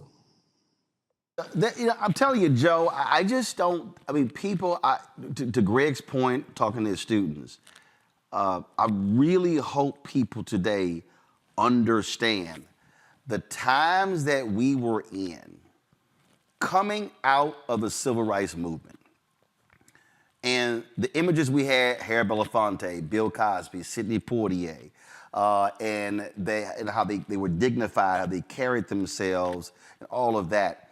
But what people are going to learn when they watch the Unsung, all the major Black actors at the time read for that role. Jim Brown, Fred Williamson, Billy D. Williams. But Gordon Parks wanted a certain look. And what was amazing is Gordon Parks deliberately, like if you see the clip, what Gordon Parks was saying, I don't want a fair-skinned, light-skinned, medium-toned brother. He wanted a dark-skinned Black man with an afro, and the producer said he had everything we want. The stature, the look. I really believe, because I'm telling you, when you approach Richard, it was sort of like the first time I approached Vernon Jordan. I said, man, that brother looked like an African prince. The reality is, that was really what Gordon Parks was going after, and that's why just that character resonated so much for a whole generation of Black people. I don't think there's any question about that. And so not only was Gordon Parks intentional about that, about Richard Roundtree visually, but he's also intentional, and we were intentional in our movies about the sounds. Often the music is the bridge to the young people. I'll give you a perfect example. You're talking about Car Wash. Julia was 3 years old. Car Wash was her favorite record. And so we were in a hotel in Chicago, I'll never forget. And she was laying into the hook as we're walking with this brother who's a black bell guy. And she goes, working at the car wash. And then, whoa, whoa, whoa. Guy stopped what he was doing, put the bags down, looked down at her and said, what you know about car wash? You know, so with Shaft, it was the great Isaac Hayes. With that music, a lot of times these kids will know the music, but not necessarily know the movie. So we can do some things to connect the dots.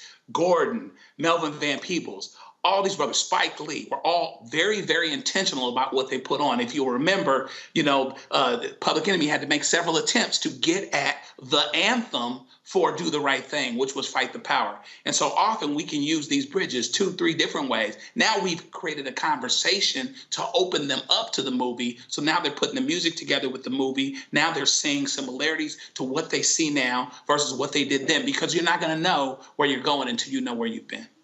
There was an amazing tribute that was placed on Instagram by Sky P. Marshall. Guys, if you go ahead and play that, do y'all have the video? Okay, go ahead and play it, and I'm gonna read it while it plays. Pull the music down so I can talk. She said, I love Richard with my whole heart, and he loved me. Today he passed away at age 81. I felt my chest crack in agony as I fell to my knees. I convinced myself that he was immortal. On his 81st birthday this past July, we went to dinner and I asked him the question I would ask him every birthday, Richard, are you happy? He said with that sparkling smile, very happy. I have my family and that's all I could ask for. A few weeks ago while we were out, he bought us evil eye friendship rings, the last photo in this video. He explained to me how it was symbolic for spiritual protection. He knew what was approaching. I did not. He never mentioned cancer. I had no idea that was going to be our last day together. We were only meant to have lunch that afternoon. Then lunch turned to furniture shopping. That turned to rug shopping. Then jewelry shopping till we were hungry again and grabbed sushi dinner. It was like he didn't want our day to end. He hugged me differently. It was longer and tighter. We said, I love you, a perfect day. Me and Tree, he was an incredible man, a compassionate friend, a distinguished gentleman, a king amongst men, a true legend. Cherish the moments you have with the ones you love. Celebrate them and always keep your heart open to new love because real love is what truly matters the most. I just gained another guardian angel and he will protect me and his beautiful family. I love you and will forever miss you, my dear Richard. Rest easy, old friend. I'll be seeing you.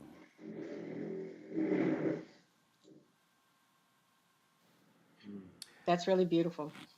Indeed. Folks, I'm going to close this out with something. Again, it's amazing like you do stuff and you don't even realize all the stuff that you do. But 11 years ago, we were in Los Angeles for our annual Hollywood show on TV1's Washington Watch. And it was crazy. TV1, they sent me the whole video. And on here, my goodness, I interviewed Senator Kamala Harris, interviewed Shirley Ralph, Denise Williams, all kind of folks. And I didn't even realize, even there's a segment here with I'm watching Lou Gossett, Lamont Rucker. But we also did a segment with a group of brothers. And we're going to close the show out with this. And so, again, it's amazing when you just, like I said, you forget all the stuff that you actually do. And so this was a great segment here that we're going to close out this celebration of Richard Roundtree's life with. Again, Greg, Randy, Joe, I appreciate y'all being on today's show. This is 11 years ago, folks, TV1's Washington. This is 11 years ago, TV1's Washington Watch, where I did a panel on black male actors, in talking with Richard Roundtree, Brian White, Dondre Whitfield, and Phil Morris. Folks, I'll see you tomorrow right here on Roland Martin Unfiltered. This year saw the release of the movie Red Tails, the story of the Tuskegee Airmen, and starring an almost all-black cast, all playing great American heroes. But it has been a long struggle for black actors to get the variety of roles that reflect the diversity of the black experience. 4 men who have succeeded are here today to talk about images of black men on TV and in films. We have Brian White, Richard Roundtree, Dondre Whitfield, and Phil Morris. The ladies who work on this show have been very excited about this panel. Gentlemen, certainly glad that you are here. We talk I don't about know why you have all these young kids up in here. What is the deal? Well, actually, they were all afraid of you because they were like, well, we know how the sister's going to respond to Chad. I can let you know. Yeah, put him in the middle. We're here partially due to him. Yeah, Mr. Cool, Mr. Cool right here. Paved the way. It's interesting when, I'm very critical when I look at these commercials and men look like just absolute fools, can't raise children, can't do anything. And then when you look at some of these shows, folks are just out of control. As African-American men, when you're sitting here getting these scripts coming across your desk, are you very clear that, look, I'm going to represent brothers. There are men who are watching me. There are, uncles and cousins and brothers, but also guys I don't know. They need to see themselves on the screen, not just acting a fool. I'm glad that you said that, and because we were talking a lot about this earlier. And as a father of 2, I have a daughter who's 7 years old. And one of the things that she takes tremendous pride in is the fact that I can actually braid her hair. And as a father, yeah, that's a skill set there, bro. I mean, it's just that, I see what it's done for our relationship. And to have that in my personal life and to reflect that in some of the things that I do in my work so that others can see, hey man, not only are you capable of that, it doesn't make you less of a man for doing it. In fact, it makes you more of a man for doing it because it galvanizes that kind of energy and that kind of emotional connection with your family. I was really fortunate to come out of a household where my father not only was bringing that image to the screen, but brought it home for me to see up close and personal. So I got kind of a twofer. And it is my duty to continue to push that integrity rock forward. And of course, folks out there, your father, Greg Morris from the original Mission Impossible series, not the movie. There you go. And I got to ask you this, Richard, because what I've always appreciated, you talked about publicly, people say, Shaft, and you're like, look, I've done more than that. But what I most appreciate, whether it was that role, whether when you were on Rock, you were clear. I watch stuff now. You made it clear. I'm an unapologetic black man. That I'm going to represent black male strength when I walk into the room. I had a reality check early on, Shaft in Africa, and my oldest daughter was going to Hollywood High, and she came on and had this long look on her face. I said, "What's wrong?" I said, "Dad, were you naked in the movie?" "Oh, yeah." So everyone in the school said they saw you naked. And up to that point, I wasn't really on top of what I was doing on film to the way I should have been. But that was a reality check. I said, this is forever. Forever. When you put it up there on screen, this is forever. And that moment, I became very aware of what I put on the screen. And how important it is and how that actually moves people. I mean, our figures, our dynamic box office stars, opening up a can of worms, but this is where we're going. I mean, the Caucasian stars are not being asked to, they're not held to that standard. No. They're not asked to wear dresses and play drag queens and over the top, characters like that the way ours are. It was really eye-opening for me when I saw Dave Chappelle do an interview on Oprah where he talked about doing this film with Martin. And he walked into his trailer, and there was a dress in there. And he said, I must be in the wrong trailer, because there's a dress in here. Well, then the writer, the director, producers, they all go in, and they're like, man, this is going to be hilarious. It's just going to, and he's like, no, man, I'm funnier than a dress. Just give me something funny to do. I don't need a dress to be funny. Brian. Exactly. You talk about duty and a responsibility. All of our families carved out their their stake, and they created the American dream and then created a path for us. I grew up on the Cosby Show. I grew up seeing Felicia Rashad and Bill Cosby, doctors and lawyers. And the images that we have today that are celebrated and glorified in the media for our people, for African Americans, don't measure up to that standard. So we've gone backwards. Yep. My grandmother is a college graduate and had two brothers that passed. She claimed her blackness, was proud of it, fought for her education, and passed that down to my mom, who passed it down to me, to aspire to be educated and successful, etc.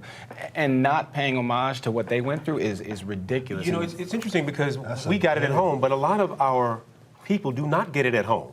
So it is incumbent upon us when we put these images out to multi-million viewers to help them, assist them understand that's what's possible. Amen. Just because you didn't have it doesn't mean it doesn't exist. Right. No, that's a very broad brush I think you're painting there, because when I look at guys like Fishburne and Mr. Gossett back there, I mean, there is a number of us who are doing the right role models. Absolutely. Yes, sir. Absolutely. So we're not necessarily being celebrated for doing the right it thing. is interesting. I was debating some folks on Twitter and Facebook, and we were talking about films, and they were talking about they were highly critical, Tyler Perry, things along those lines. And I said, you know what's interesting? I said, of all the Tyler Perry films, my favorite, Daddy's Little Girls. Here was a movie with Idris Elba playing a strong brother. He said, look, I've had some stuff in my past, but I'm taking care of my kids. For me, it is important when I see brothers truly representing on the screen and making it clear, as Dave Chappelle said, I'm not going to be a buffoon. I like comedy. I like those things. But I do think it's important when we see us walking tall, demanding respect, and not simply bowing down to somebody else's stereotype of who we are. And that's what I'm talking about, celebrating and being ahead of the curve, making sure that everybody is aware of the great roles, the great performances, the upstanding portrayals, and you know, we're a little bit behind the curve. You know, we celebrate when the Golden Globes came knocking. That's not our organization. The NAACP Awards is after the Golden Globes. So we need to be front-running, saying, look at this. This is the examples we need to be aspiring to. You know, the examples are there. They're bountiful. They're just not glorified. That's another issue also, because sometimes the organizations or entities that claim to be the ones that are our flagships and supposed to be the ones blowing, you know, our horn in terms of celebrating who and what we are so worried about servicing so many things that they lose sight and lose track of what the cause was supposed to be, which was actually celebrating us. And they begin celebrating others more than they celebrate us. Well, I'll tell you what, the one thing that I will always appreciate and why I wanted to have this panel is because, again, to have black men speaking about why we must represent on AI. And I make it a point. I love to have fun on the air. I love to talk about wearing ascots and all those things along those lines. But I do know for a fact, when young kids walk up to me, 11, 12, who literally say, I watch you, I listen to you, and I want to hear what you have to say, we are presenting an image out there. And I want them to say that I'm watching you versus some fool over here who's cussing someone out on some reality show, because we've got to actually have that. So I say, you represent balance. And we got to have balance. You can be intelligent, you can be funny, you can be all those things. He represents truth. There's not a lot of places where I can turn on the dial and see somebody that looks just like me telling the truth. Right, without an agenda. Yes. You know, we can't always have an agenda, because then it reeks of misinformation and false hopes. As you know, being a politician, history is written by those in power. Yep. So the images that are being put forth by those in power. The more of us we have in power. That's why I like I have the power of my microphone. There you go. Brian, Richard, Andre, Phil, we certainly appreciate it. Thanks a lot. Keep it up, gents. All right, then up next, my perspective on the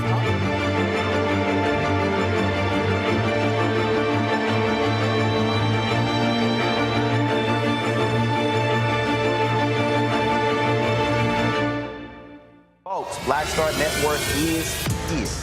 Hold no punches! I'm real revolutionary right now. Support this man, Black Media. He makes sure that our stories are told. Thank you for being the voice of Black America, Roland. Stay black. I love y'all. All momentum we have now, we have to keep this going. The video looks phenomenal. See, there's a difference between Black Star Network and black-owned media and something like CNN. You can't be black-owned media and be scared. It's time to be smart. Bring your eyeballs home. You dig?